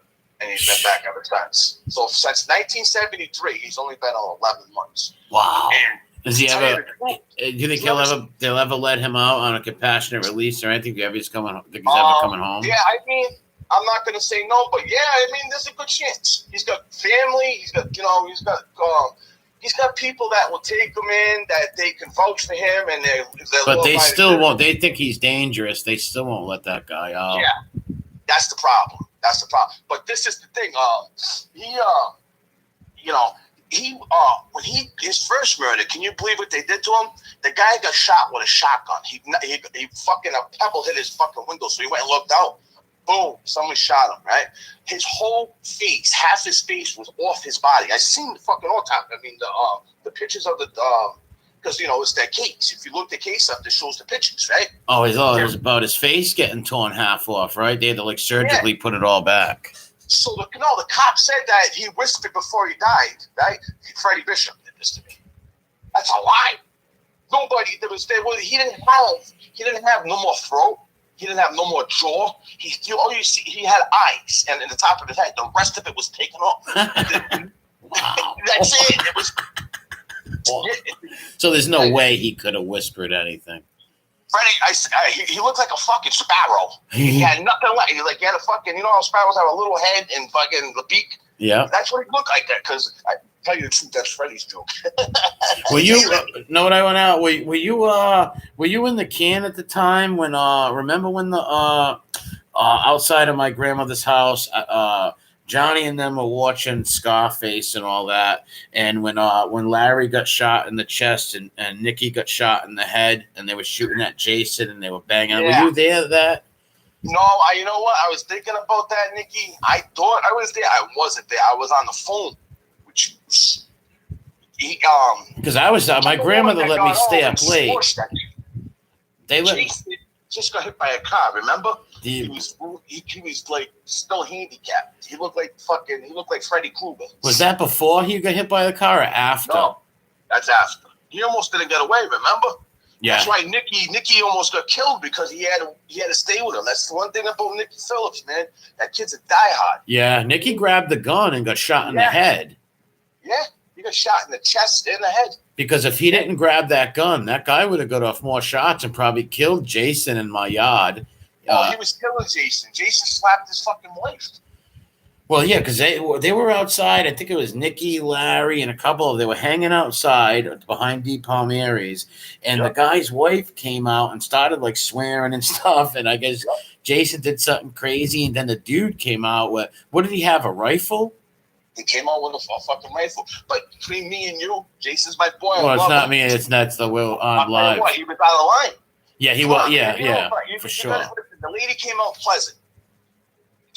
She goes, "Can you please do me a favor? I think they had a child in the house, and it was like it wasn't like it was warm. Also, the windows were open, and she asked him if he could, if he could disperse. Everybody was okay with it except Jason. Well, Jason was bombed, I believe, and that was Yeah. Richard Rantini's daughter. This guy, That Richard was Richie Gomes' daughter. Oh, that was Richie's daughter? Yeah, because the dude, that dude was gonna have big problems. You know, Rudolph was. I mean, everybody. He was pissed. You don't do that in his neighborhood with kids like that. And Rudolph was in the kid. Rudolph was still in the kid. Was it before 91 or Rudolph just got out? He was out. All right, so it had to be 92, right? Yep, he was out. All right, because I was a little bit after that, man. That was like you gotta figure Jason didn't get hit until like 93. 93 at least, right? Because I remember when I was out when he got hit. I found him. I'll never forget that day. He went up like 40 feet in the air when that car hit him. You know, there's a person, I'll tell you when we get off the phone, who we have as a suspect, a strong suspect, and He blew him like 40 feet in the air. Let's put it this way: we were coming back from Zednik's party, and PJ wouldn't let Jason sit in the front seat. So Jason just took off and started walking. So he got way ahead of me.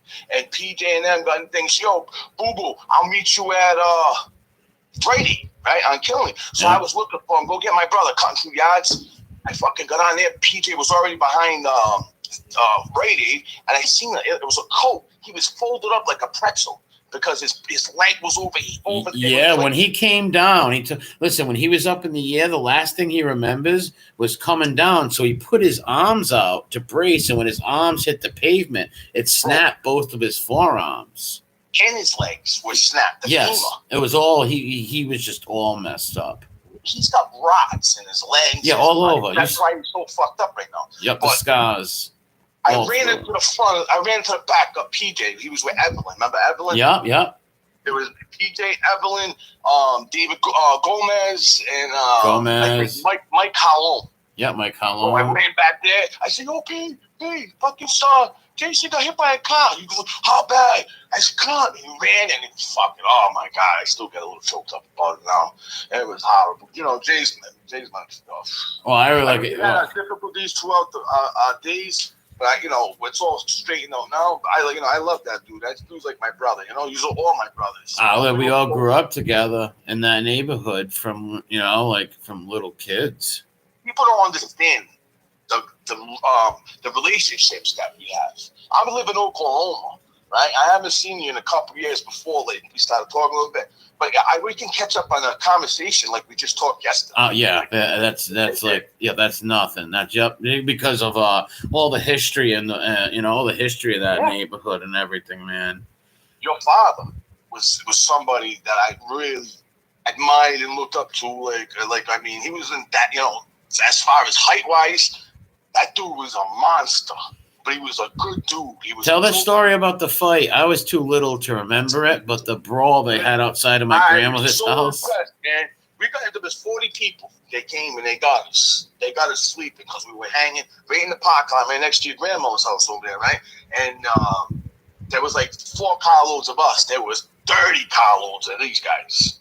And they just started, boom, we were fighting. But as we were going, they ended up fucking getting beat down because after you're there for 10 minutes, the whole neighborhood was there.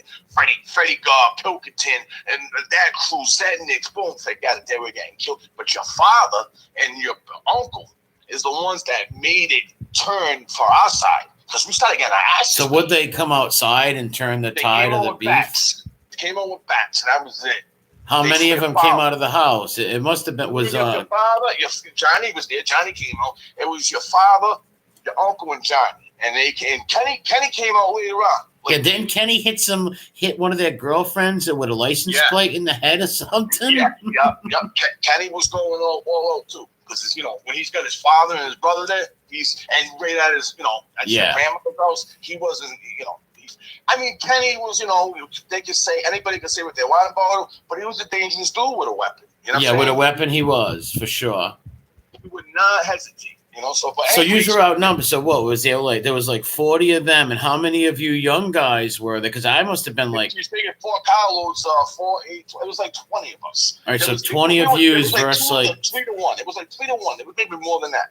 It was Smithfield. They were from Apple Valley, and it was mixed with North Providence. And because we had a fight at one of the parties, I don't know if you remember, Lance ended up knocking a couple dudes out. And Jed D'Agostino was one of the kids. He knocked out Jed.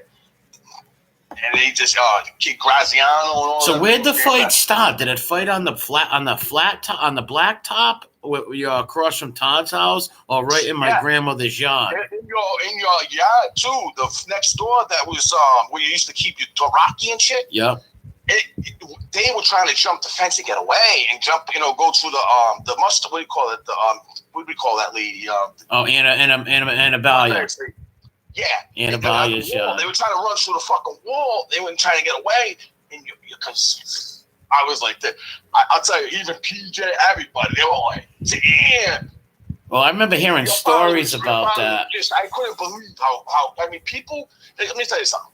Like you were saying the other day, and I didn't agree with it because it's. I know there's only very little I disagree with you, but people who are on steroids, it doesn't make you a better baseball player. Because someone like A-Rod was incredible as a baseball player. It just enhanced his skills a little bit. You know what I'm saying? Yeah. A-Rod would have still been an excellent, baseball player. Your father, I'm not saying, the reason I'm putting them together because the baseball bat was incredible with the bat. I never seen like in his brother. I mean, did him and my uncle both have bats when they came out? Yep. They came. So what did they hear things? The situation. So what did they hear it going on? What were they having coffee in the house? Because I've always heard about this brawl. I remember that. And your father looked out the window. No, first it was your mother. Your mother said, "Jimmy, what the hell?" Right? And she looked out, and Johnny looked out downstairs, and boom, Harry Kenny looked out, your grandmother looked out, your aunt Dolores, everybody was outside, right? But because that was a legendary brawl. I've heard about that for years with neighbors. I was too little at the time, but I heard about that brawl for years, man. Nicky, that was. Let me tell you something. I've seen a lot of things in my life. Wasn't it a bloodbath? They were like carrying people away like Chiricahwas? Listen, people had to go to the hospital with broken jaws, broken arms, broken legs. Everybody can look this up. If I can pinpoint the fucking day, there's records of the hospitals, like Rhode Island, Roger Williams. They were sending them to like 3-4 different hospitals. There was bad, and their cars had to get pulled away. They were busted. The tires were flat. Their cars. That's right. People were saying that all their cars got towed away. Except one of them. And he got a pass only because, because he was a customer. He was a customer. He used to buy a weed off us. You know what? I gotta say, I felt bad. We used to sell them fucking what do you call it? Weed underneath your grandmother's fucking. Johnny would throw the weed out the top of the window. Catnip and man, we were bad. That was a wild neighborhood, dude. You guys were wild. I was talking to PJ the other day, right? And then I was telling him how you got these little beefs with people. And I said, I always am in the chat because I fucking, I'm 51 years old, but I really get disturbed and I get aggravated when these fags think they're going to come over there and they're going to, I said, I'll seriously take a plane up there. And we'll have to, I said, I'm not going to let that happen. These fucking, who the fuck do they think they are? They're going to threaten him. And this and that, and P said, what? Who's threatening him? So P started getting a little bit. He goes, yeah, fuck that. He goes, of course, I'll be there too. I said, they don't even know how many friends Nicky has. And he goes, just put it this way. I can just guess how bad he's torturing these dudes because he's Johnny's cousin. Johnny's evil. Well, I remember a few times PJ beat up a few kids outside. We got into some brawls on Killenly Street and mopped a few people. Big time, man. You see how what shape he is in right now? Yeah, he's in great. Yeah, I seen him at the at St. Rocco's. He was in tip-top shape, man. He looks like, let's put it this way. Do you agree with me? He's not as good shape as he was when we were kids. I mean, he was like one of the best basketball players I ever seen. Yeah, one of the best athletes in the neighborhood for sure on that level. I mean, and his son, Isaiah. Oh, unbelievable. That kid's one of the best sports players in the town, honestly. Yeah. You know what the only thing that hurts him though, Nicky? Is his size. If he was like a couple inches taller, you know what they look like? They look for height and your hand size. And you're gonna say, why your hand size? Because the handling of the football or the bat, you know what I'm saying? That makes a big difference. And his hands were bigger, but the kid set records and everything for fucking. He played defense, offense. I don't know if you've ever seen it on. You had to if I'm. I've seen him. I've seen the kid's unbelievable at all sports. Every sport he plays, basketball, baseball, and football. Kid's unbelievable. Hey, you know Rob Tiberi, right? Yeah. All right. I had to stop PJ from going after him. Because, you know, PJ, he's got his own views. Everybody got their own views. That's why I don't talk politics and religion with my friends. Yeah. Because you're always going to run into people, or, you know, it's going to, you know, like my aunt. I said something about Joe Biden, she blocked me. I got in touch with her. I said, Auntie, I said, I love you. You're my aunt. I would die for you. Would Joe Biden die for you? I said, you know what? For you, I will respect that. I'll never say, you know, I'll never, you know, let me know. And she took me off block. But that's why, politics. But anyways, he was saying to PJ, which he shouldn't have done. PJ posted his own shit. If you don't like it, don't say it. If you don't like it, don't post on it and say negative stuff. He's going to talk about PJ was late. You know, he sat around for years, didn't get a job. Oh, yeah, that's ridiculous. PJ's doing excellent right now. He couldn't even touch what he's doing right now. He's fucking got a job. Him and his wife is happily married. Yep. Beautiful house, beautiful cars. He's got the world by the balls. He's in great shape. He's sober. Well, anyways, long story short, he called me up. He said, Boo Boo, I need you to talk some fucking comments and get me thinking where I'm not going to go bust this fucking kid's head. And I told him, I said, listen. And I did. I talked definite fucking, like, you know, what a friend's supposed to do. I calmed him down. I made him, you know, think about it. That, you know, at the end of the day, Rob's our friend too. Yeah. Rob has his own opinion. You know, so when you're respect that. Like that, keep your opinion to yourself. Yep. If there's a post on there you don't agree with, just keep it to yourself. Why say dumb stuff, especially the people you grew up with and stuff? Exactly. You know what's? Because the last thing I want to do, right, is be at odds with a friend, a fucking lifelong friend, because of something like that. Exactly. No, especially from that neighborhood. We all grew up together since we were in short pants, all our parents and all that stuff. Why get into some dumb argument with something stupid and stuff like that? It's ridiculous. Nick, Nick, I slept over. How many times I sleep over your house downstairs? Your Uncle Lost eat over your house. That was like my house. I could always walk in that house, walk downstairs, or even not get going. Yeah. Oh, we do. Well, you remember the keg parties. Like you remember me. I was like 7 years old outside at the keg parties. Yep. The yard was filled with like 120 people. 120, 500 people. We had like 4 or 5 kegs. It was wild, and someone at the end of the night would always get their head cracked open. It was great. It was hilarious times. Your Uncle Lawrence and your grandmother and your grandfather. You remember when my grandmother used to yell out the window, "Johnny, 5-0, the 5-0 is coming." She was good. She was great. Your grandfather was like quiet. Yes. And he was more like Johnny, listen to me. You know, but cool. Don't get in trouble. You know, if the cops call me, be out there. Listen, what are you here for? Leave these guys alone. They, you know, back in the day, an elder could go out there and talk for you. You know, alcohol, and they didn't say nothing. Today, you got arrested because they fucking alcohol to minors and. They were all minors. That yard was filled. There was a few times where my aunt went out there and took the keg off the cops and says, "This is my yard. They can sit in here." Were you there? Yeah. I just put it this way.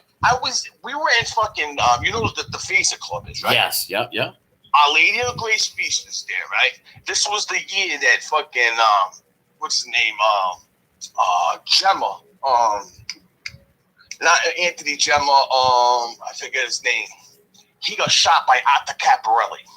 Oh. They got into it. The kid, Gemma, was in the bar. He was an ex-Marine. He was in there with one of his partners, and he was really drunk, and he was going on.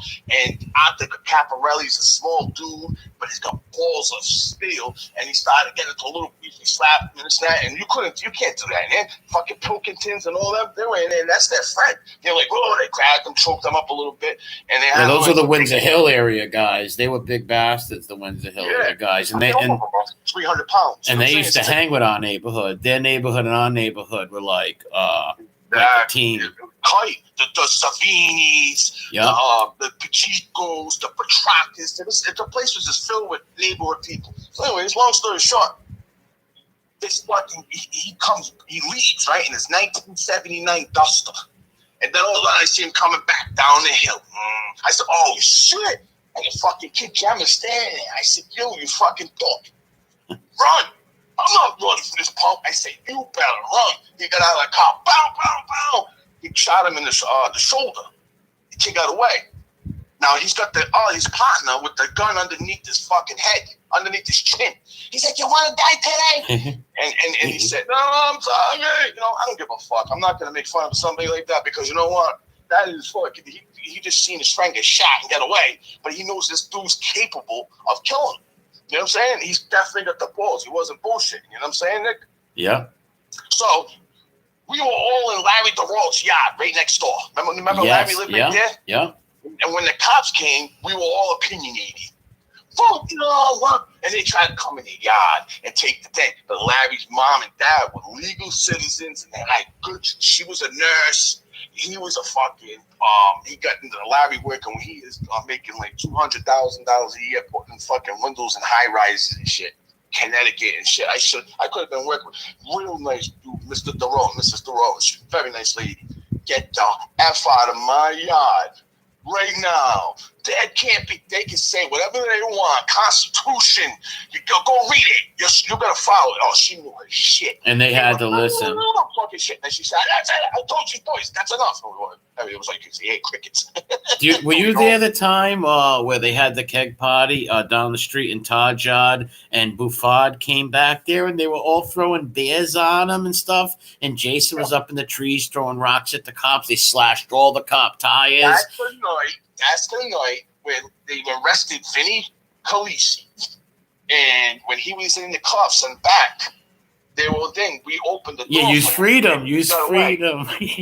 Yeah. We put on the wall, Todd, where's your cuffs? That was bad. Use your gun and your cuffs. He fucking tortured us. Can you believe now? Fucking 40 years later, he's out here with, he's friend requested me. Really? Yeah, I don't have no beefs with him. Remember like, do you remember Miss Piggy? You remember Miss Piggy, the cop they called Miss Piggy back then? Of course. Oh man, she really looked like Miss Piggy. Well, that night that they threw the beers on and slashed all the cop cars. Well, the kid who slashed it ran, and my grandmother hit him on the porch. And when the cops came up, my grandmother and all the old ladies are sitting out there, and he's like, somebody ran on this porch? My grandmother's like, nobody ran on the porch. Get out of my yard, off my property now. And the kid was hiding. He was hiding in the hallway. Right, safe as could be. That neighborhood was wild. When I had that beef with those people, I'm driving down the street. They won't move out of the street. I get out of the car. What the fuck you doing? Tried to sucker shot me. I bang him, knock him out. And the girl punched me in the face. I said, okay, you got that. But man, and then my brother got out of the car, and when I was taking off, and it turned into a fiesta. You know what I'm saying?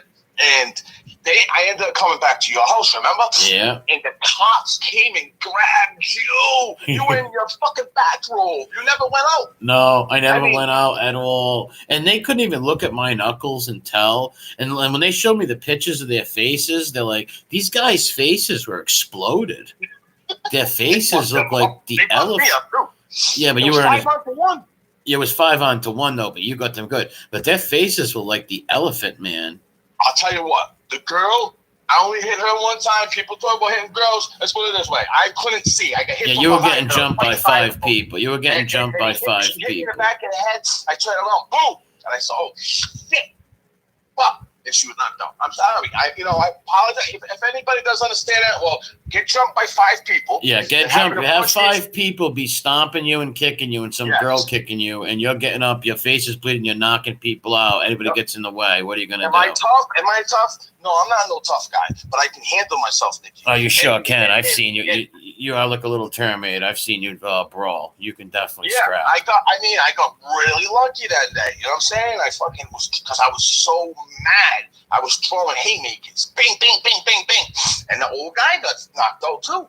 Yeah, well, he wasn't no innocent person. He was helping the 4 of his nephews and buddies kick and punch. The 3 nephews, him and his niece. Nicky, when he had me on the ground, he hit me about 4 punches in the face.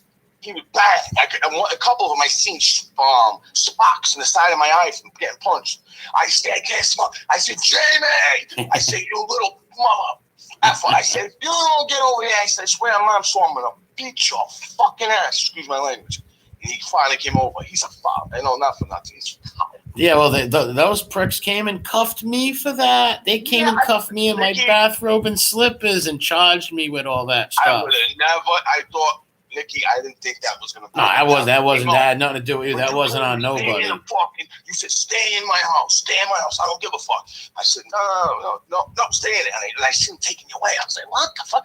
So I had Aunt Dolores call up, and we were fucking, we called your mother, and we were like, wanted to know what was up. If they're bail, they let you out that day, innit? Yeah, I got out the next day, yeah. Oh, the next day. They made you spend the night because it was a weekend, right? Yep.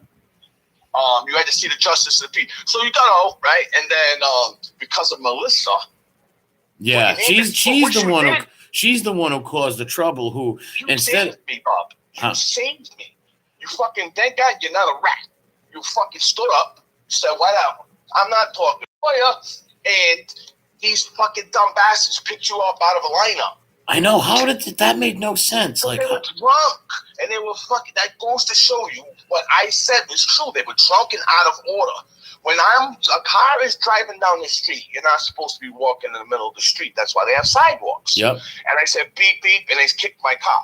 I can remember it wasn't my car. I was driving Melissa's car. It was her father's car. Yeah, the caddy. It was the admiral. He wasn't an admiral. Excuse me. He was like a captain in the Navy. Really really squared away guy. PJ was there that night. Remember, me and P were just about to go. He was leaving. I was about to go to bed. I get the knock in the window. It's you there with the bloody nose. And that's when they came out. We're like, oh shit, man! It was nuts, man. That was a wild night, dude. Yo, that girl Melissa, because I didn't go home with her. She wanted me to come over at her mother's house. I said, I'm going out. I said, I'm not going tonight. I got to do, because I was all in the. Well, she's the idiot. She's the idiot who lied and put me in it. And I don't know how they picked me out of a lineup. That was retarded. But yeah, that was nuts. I opened the door and those punks handcuffed me. Like, unbelievable. Nicky, you saved me because when they picked you up out of the lineup, I talked to Joe Petriacca, and then we had Terry McInerney involved in it too. Yep. And what happened was once you pick somebody else in the lineup, no, you can't say it's me now. Yep. No. So they couldn't charge me. And plus, its credibility was already burnt because she put me there, and then she tried to say switch the story and tried to put you there, which is another lie. No, she did at first, and then that's when I cut her loose. Well, she did that like 5 months later. She tried to put you in it because they tried to build the case against you, but the case fell apart because I knew for a fact that they couldn't charge me. Right? No, they couldn't get you. I mean, how are you going to charge somebody if you go to because if I took it to trial, how is the jurors going to charge me, right? Or say I'm guilty when they already fucking picked out somebody else in the lineup. You don't look like me. But they were trying to build that case because I had to go in front of the grand jury. Yeah. I went in front of the grand jury, but I knew that they couldn't hurt. I couldn't get hurt, or you couldn't get hurt out of it because for one reason, the lineup pick out thing, and you got a 2-time liar making up stories. So we were. And that right there shows, Nicky, right, that you're not a rat. If you were a rat, Obviously. case was over. As soon as they got you, I would have been in cuffs. And, Well, and in jail. well, put it this way: as soon as they got, all I had to do was whisper to them, "Go check in my house," you know. Right. But and we beat them easy on God, that. Thank God, there's still some of us like that, And well, that's why you saved me at least a nickel. They would have definitely hit me with a nickel. Oh, even for though sure. 5-1, man got hit and a Glee got hit. Yeah, but they don't. But there was 5 dudes jumping you. You know what the cop said though? Because he said, "Not for nothing, Scott." I would have did the same thing. He goes, "When people, they gonna understand when you're with 4 other people and you're walking in the middle of the street, you're wrong." Yeah, hell yeah! Not only that, not only 5 people in the middle of the street kicking cars and jumping the dude who jumps out. You know what I mean? Like, come on, Yep. 5 people jumping people.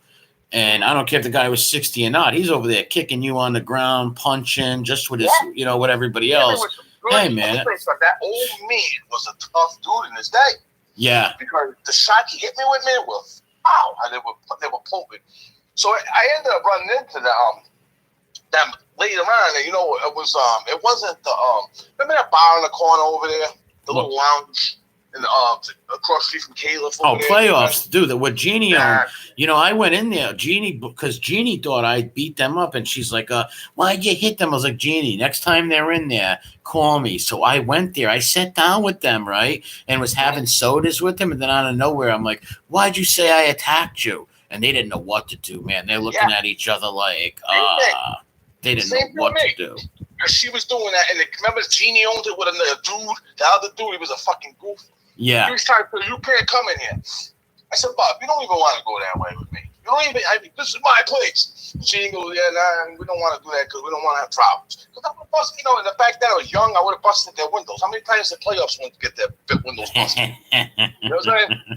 So, and I was just like, you got no reason to. She's like, "Why did you do? You hit the guy, I said, "Yeah, well, I'm driving down the street.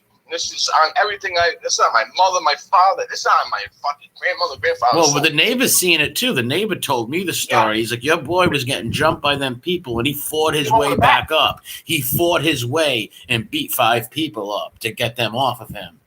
I thought he was going to hit you with the bat. So this ain't for you. This is for them. Yeah, he was sticking up for you. The neighbor came out with the bat, was sticking up for you. Nicky, they knocked the fence down because when how they have that fence with the logs and the logs. Yep, it came down. They knocked me too because tackling me. They fucked me up at first, but anyways, I was like, I said, "Listen, I'm driving down the street and I beep, not like beep, but a little beep." Fucking dude turns around, kicks the car. I said, "What?" Put in pocket, jumped out of the car. I said, "What are you doing, Bob?" And I wasn't even gonna hit him name. He goes, "What do you want to do?" He was like 6'3", 6'4". I said, "Bing, bing," knocked out. And all of a sudden, bang! I got punched in the face. It was the girl. I said, you got that, you got that." I said, "We good?" So I said, "Get out of the road, please." I get in the car. I'm going to drive off. Melissa says, "Your brother's out there, that retard. He had no business jumping back out. No, he shouldn't have jumped back out. We could have took off, Nick, and that would have been it. Nothing. You would have never got arrested. And then when they start beating me, he's washing it. I said, man. But then at one point, he did stick up for you. Didn't you, do something? He finally came off and started throwing kicks. Kicked him on the head, got me up. That's all I needed. It was for a little help. And then he didn't do shit. I didn't need him. I was just like, boom, boom, bing, bing, bing, bing. I didn't let them grab me again. You know what I'm saying? and I jumped to the car and got the fuck out of there. Right this way. He was hesitant. Y'all staying there. And I went to go take over. Their faces were blown up because when I was in the cell, the cops came and showed me. That's why everybody was mad. So when I told this story, they were so drunk they don't remember. They're like, "No way." I said, "No way."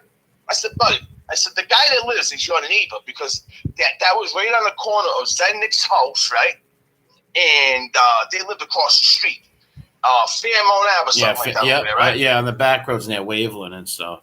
Exactly. So they fucking. I said, "Well, I'll get him. He'll come in here, Jeannie, and the other retard who was her partner." And I said, "We can see if he's like He don't know me, and he don't know you, even though you're his neighbors.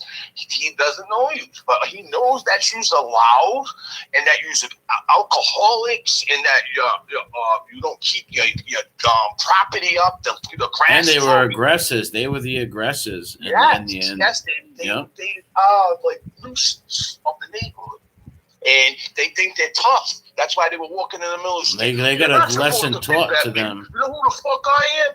I was like, I'm just a person driving down the street, minding my business. Yeah, they learned a lesson that night for sure. Oh, they were. Let's put it this way: the tall one, when I was explaining myself, like maybe a month later, 2 months later, to Genie and shit like that, he tried to get a little wise with me. Like, well, I want a rematch. Oh my god! Yeah, So a rematch. Well, you beat him and 5 people up. So alone, what kind of rematch? Like, come on, he would have got knocked out. So I said, "Come on, let's go." I went outside. He went outside. So I went back in. I said, "You're the one that started it, brother. You're the one. Remember? You're the one that kicked my fucking car." He was like, and he admitted it. He said, "Yeah, I did." And then I kind of got cool with him a little bit. Because he just basically broke down. Yeah, you know what? I'm gonna admit I was wrong.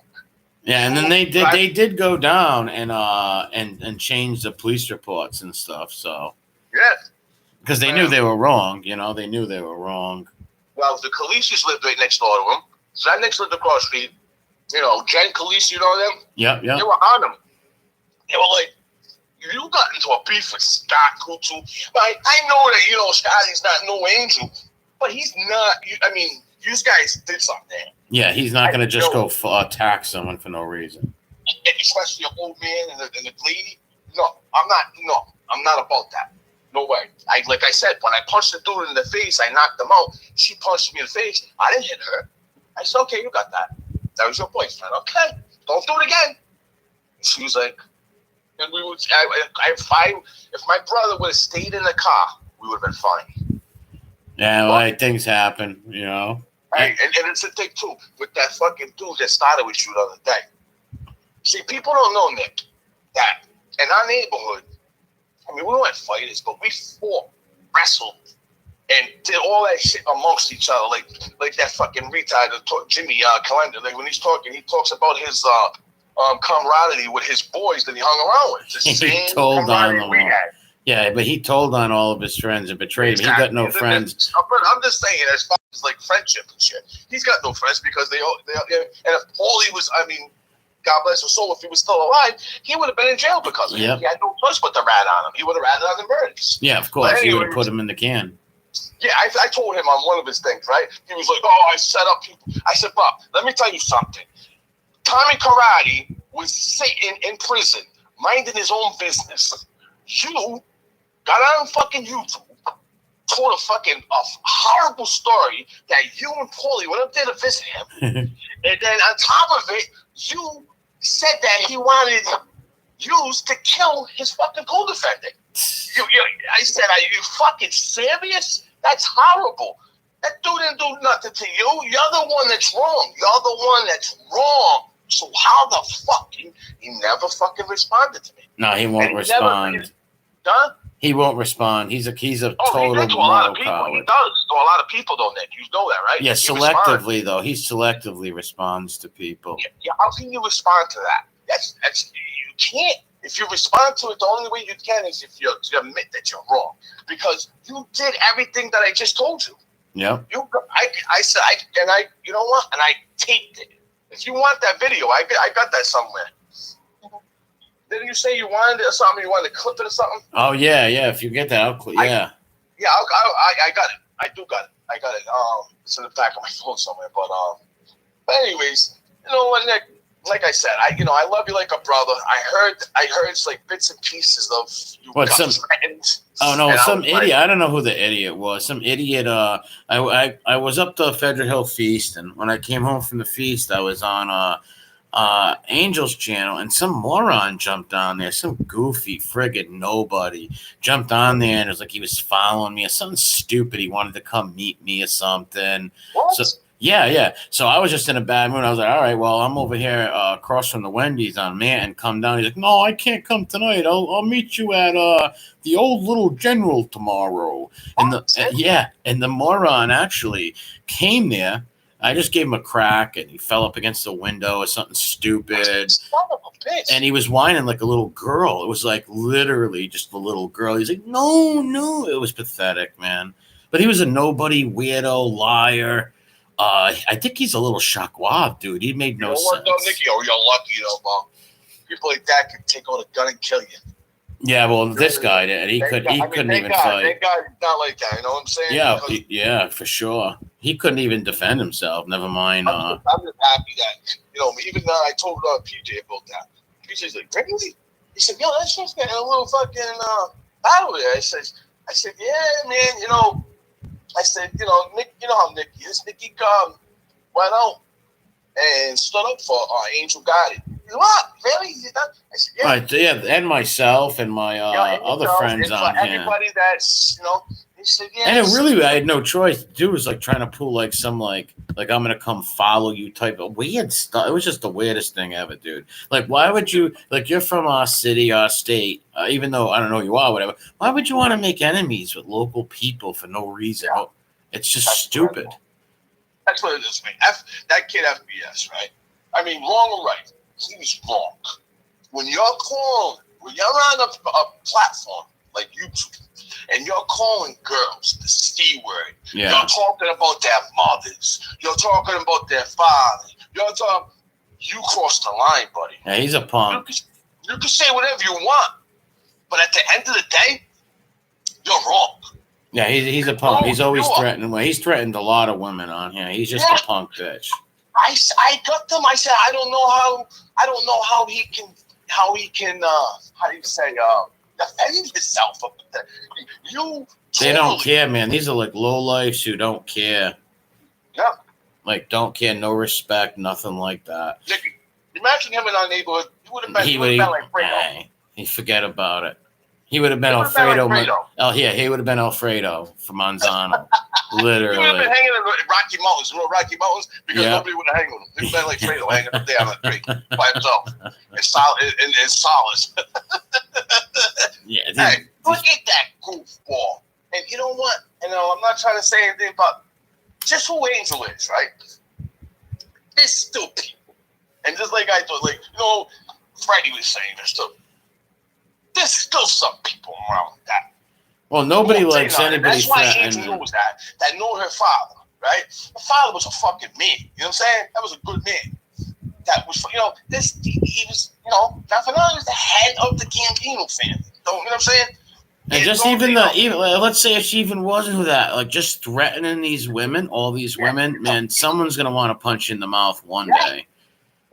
That's why those kind of goofballs, these mob groupies who want to go to MobCon, they can't go there no more, because there's going to be people there that are going to be like, wait, you were threatening all these women? You were threatening to slap and spit in these women's faces?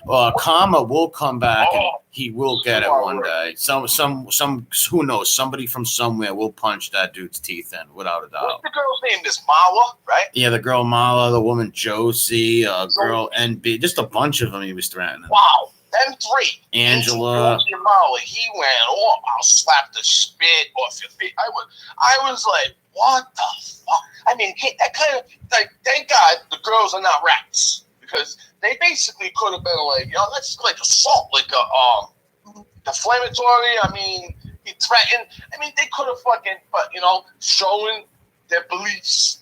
Angel's not ratting. You know what I'm saying? Whatever. I mean, she had to do something in that Gene Barillo situation. Gene was like, I don't know. All these guys are scumbags. He even admits it, though. He admits that he's a head case. You know what I'm saying? Yeah, they're all head case. Yeah, and they threaten. All they do is threaten women, man. And most of the dudes do that. Like I said, they live up in the sticks or hay fields and sticks and stuff. They wouldn't do that if they lived closer to people that would actually slap them in the mouth or see them at a gas station. I would give a little bit more respect, a lot more respect than as far as being a threat. That's fucking FBS. Who the hell threatens women anyways? Like, who does that? I mean, if I ever did that, I would have to be totally out of my fucking mind, right? Number one.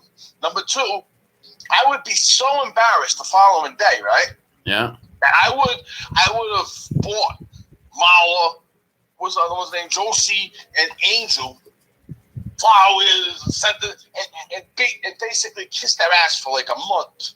No, these scumbags kept going myself on. out of the doghouse for talking like that. Now they're trying to actually putting the lady Josie, this English lady, but she lives in America. They're putting her social security numbers out there, like some real punk ass friggin' shit, dude. Real disgusting stuff. Imagine that kid Jimmy coming up to your house. Nah, it wouldn't work Can out. you Well. believe that? I'm not there, but I was there. I would crush and help you. We would do what we have to do. Look at you, got Damien. Yeah, we still listen. Even though that a lot of our buddies are not, there's still a whole shitload of people around here. Oh yeah. Who were you at the hill with the other day? You were with Damien. Who else? There was a few of us up there. You were with the girls. Yeah, there was some girls up there too. Who was the kid sitting down? Tony, this kid Tony. I was familiar, but I was like, what's his name? Yeah, a few other names that I'm live. I don't want to say any too much. Okay, that's right. Well, you've seen the pictures on Facebook. Hey, you know what? I was thinking about the other day. You remember Socio? Yeah. He went to the Navy and stuff. I did talk to him like 6-7 months ago. He's doing good. How's he doing? He's doing good, actually. He's doing good. Yep. He's on to like spiritual stuff now, but he's still like working out like crazy and all that stuff. That kid is a smart motherfucker. People don't know it. He is a fucking brilliant kid. Yeah, he is. He can, like, as far as figuring out math, and you would think the kid's like an idiot because the way he acts sometimes. Yeah. Far from that, he's definitely a fucking. That's why, you know. And he's another one where if he sees his friends beefing, he's right there, right there. Yeah, he's got hot too. Yep, he's right there. He ain't tucking tail. Joe had kids with his wife. I mean, with his sister. Yes, exactly. Yep. What's her name? Marilyn. Yes. Yep. You know the beefs I had with Joe, right? Yes, I remember all that. Yep. I haven't seen him in a long time, man. Can you believe? Because he's a gifted carpenter. You know what I'm saying? Oh yeah, he is a great carpenter for sure. Roofer too. Backsplash on my aunt's house, right? Did it perfect. Then he was supposed to do something else, a deck. My aunt gave him like fucking $2,000, $2,500 for fucking supplies for the deck, and he took off. He robbed my aunt for $2,500. Must have been using. He must have been using. You know what I'm saying? I'm not mad at him. No, it's like we're good. But I was like that. I was gonna kill him. I camped out at his house. He PC'd out of his house.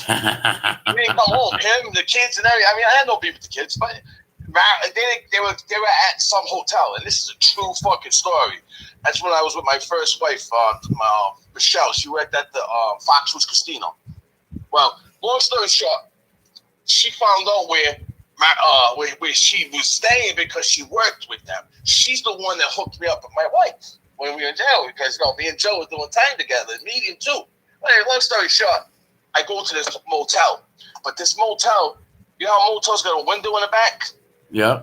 This motel didn't have a motel in the back because it had another room on the other side. So, and it was huge. It was upstairs, downstairs. It was like 3 of them, and it was where's that?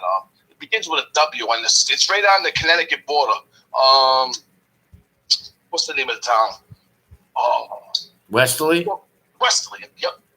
So, I went there. I knocked on the door, and I seen little Joe answer. I said, "Hey, buddy, open the door for Uncle Scotty, Uncle Boo Boo." And I seen Joe. I said, "Open the door, Joe. We got business to discuss." I swear on everything I love, right? I would have never touched him in front of his kids. No, you wouldn't do that. No, I know you wouldn't. I would have, no way. Like the kid, I love those kids. You know what I'm saying? They're like my nephews and niece. You know what I'm saying? I would never do that. Even though Joe, did what he did. So I said, all of a sudden a cop came. I was like, what the fuck? You rallying on me? But you know what he did?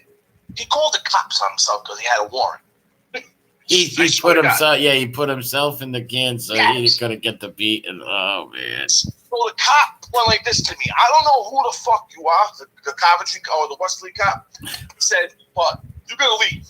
He said, because I've never in my 20 years of working somebody call us and have themselves arrested for fucking he didn't want you to get your mitts on him. That's why he did not want that to happen. He ended up paying my bag, right? And then he did something else to me. My second wife. He behind my back was fucking. I took this kid off the street. He was homeless, right? Staying house to house to house. I had an argument with my second wife, right, Kara. So she was a school teacher, an art teacher, right, in Perry. Oh, Perry Middle, yep. Yeah, she didn't want him in the house. She's like, oh, man, he's fucking dirty. I said, he was homeless, honey. I said, he's my friend.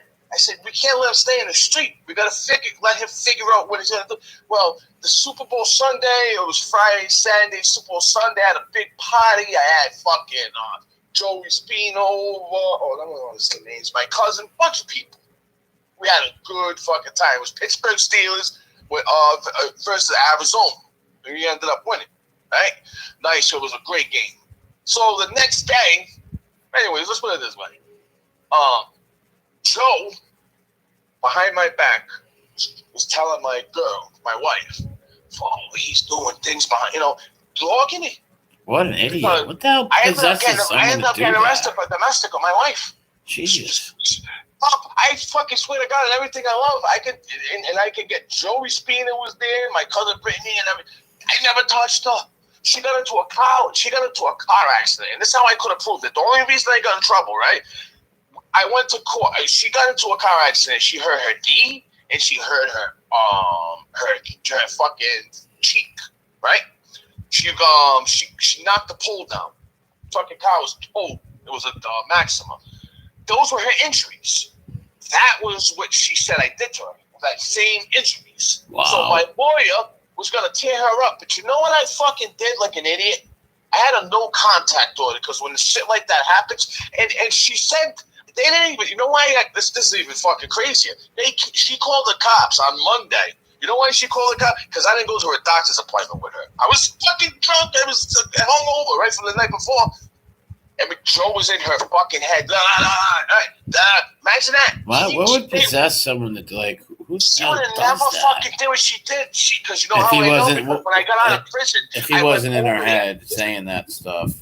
I went over that fucking house. I walked to the door. I went and she was like, oh. I said, Kyle, stop.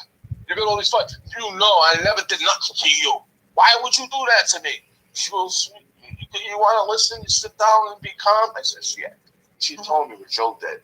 I said, you gotta be fucking kidding me. And no, and Joe Spina said, Scott, there's something going on with fucking your wife and Joe. I said, no, I'm telling you that. And he was right. He was right. He thought he was. I said, because when I ended up slapping him in medium, right, and banging his head into a fucking thing. And I banged. He was my roommate. Everybody called him the butler. I beat him bad. His thing was to keep the floor waxed and the sink nice. And guys, he didn't have no money, so he ate every night with me. You know what I'm saying? I made bowls. I mean, I was getting $80 store orders every week. So my family and going out with my wife. And everybody took care of you anyway. It's like the old man was there. Everybody had your back. Yeah. So I took care of Joe. Well, I ended up telling him, because that's what I was doing the 8 years. And I didn't say nothing to him that I knew that. So I went like this. I said to him one day, because he was out in the block. It was him, Mike Marapisi, Anthony Bucci, and who was the other guy? Mike died. Greg, I don't know if you know Greg Kelly. Yeah, I know. Yep, I know what you're talking about. Big kid, 300 pounds, 6 foot. But anyways, all of a sudden, because Mike Marapisi, right, the one that killed this girl. Yeah, yep. I can't. That was Bobo's son. He didn't have that in him at all. Mike was one of the most put it this way, I would never in a million years. Yeah, me neither. Never. That surprised me too when I found that out. But I Yeah. think he was on so much drug, like it was just nuts. Well, they said she poured his mother's ashes down the fucking drain. Yeah, that's what I heard too. Something crazy like that. Mike loved his mother, man. He didn't. He loved his father, but it was not even close to the love he had for his mother. You know what I'm saying? Yeah, because Bobo was in the can all them years, so the mother was right there. I see it right in front of me. Tell Bobo. Because Stevie died. Like my buddy than my father. You know what I'm saying? I was like, damn. Because Stevie died. Stevie, the youngest one that I used to hang with up at the club. Yeah, he passed away. When did he die? Like 3-4 years ago. No, he didn't die, Bob. He's not. Nope, he didn't die. One of the brothers are dead. No, he didn't die 3-4 years ago. If it died, it was a little while ago because 4 months ago we were talking to him. Me and Eddie Franco. We had to calm him down because he gets very how do you say very like when he posts his things, like you know how people put shit on you know on Facebook and they say reckless shit to you. You know what I'm saying? You know, because there's no consequences today. You know what I'm saying, for a lot of shit. Yeah, that's what this internet's about. People will torture, threaten these women with no consequences. Well, you know what? He was homeless. He was collecting money on you know what do you call that when they fucking. Yeah, I know what you're talking about. And shit. Yeah. Oh, somebody said, imagine that. Your fucking father must be rolling over his grave. Top mobster in the state, and son's a bum. Fucking, he wrote like 10 paragraphs that fucking were huge. Dude, he couldn't write anymore. He wrote 10 of them. Threats all the way, smears, right? So I was like, me and Eddie Franco were talking. I said, how do I approach this? Because I don't want to see him get in trouble because I like Steve. You know what I'm saying? Yeah. So I started talking to him, and he called me, and I talked to him instead of texting shit. Because I don't, texting is fucking, leaving the evidence there. So I told him, and I calmed him down. And we called Eddie. We had a three-way. And he was like, thanks, fellas. You know what I'm saying? Because you know that fucking kid, right? At first, right? I thought it wasn't Mike. You know what I'm saying? He almost killed his father. I don't know if you know that story. His father's dead now, but when because his father wouldn't make him a foreman in his construction company, so he almost stabbed his father for that. He took a knife out and actually tried to plunge it into his chest. Bobo grabbed it, got caught up and shit. But Steve got major balls. You know what I'm saying? And that's why I had to call him and get him under control because I don't want to see him do anything to somebody or hurt himself. Yeah, end up in the can or end up hurting himself or something like that. He would only listen to you, me, people that fucking he knows that know the streets, and that only have his good, just want him to do good. Well, anyways, I'm getting back to Mike Marpisi. Mike Marpisi is a big hit. He's like 6'1". His legs, he could deadlift 650 pounds. He wasn't strong on the bench. He's strong back, strong legs, right? Well, long story short, big arms too.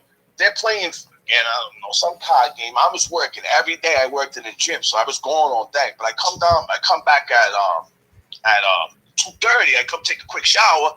I come out for supper, and Bucci, who's Millman, says, hey, listen, if it wasn't for you, Joe was almost getting knocked the fuck out. By Mike, definitely. Mike's just like, I'm not going to hurt that kid, because if I do, Scotty's going to get a new roommate, and blah, blah, blah. I don't want to, you got to think of your friends when you're in there on all kinds of situations, you know what I'm saying? Prison's like, What were we using, medium or intake? Yeah, we were medium, so he was my cellmate, and if you did anything to him, they was just being. In '99, I was Mike was in there, and when I was in there in '99, I was in Gmod, and they were with me in there. I was there with him and Dusty and them. Yeah, '99 is when Dusty came in for that murder. But anyways, listen to this. So we were in C right. I was in cell 24. I don't know where. Well, Mike was across from me. We were all in top tier. We had top tier cells, Bucci and all. Well, long story short, I said, "What happened?" He says, out of nowhere, he says, "Yo, what the fuck you doing? Stop fucking cheating!" And I based on him. And fucking Mike just stared at him like he didn't say nothing. And Greg Kelly said, "Yo, why don't you shut the fuck up, Bub? Who the fuck are you fucking herb? Before us a Scotty Kutu, you wouldn't be fucking even recognized. Do you know you?" And that's why I got it from Greg. He said, "You were sitting at the fucking the table of nobodies, the lost, what's that? The island of nobodies, right?" Misfit toys. He's like, "You're fucking like Santa Claus. You know that fucking Rudolph the Red-Nosed Reindeer, the island, the lost toys." Yeah, misfit toys. Yeah. Right. So I get back, right, and we get back from chow. I went in the fucking room, and that's when I slapped him. I said, "Let me tell you something, you motherfucker. Who do you think you are?" I said, "Do I ever fucking yell at you to embarrass you or do anything to you like that?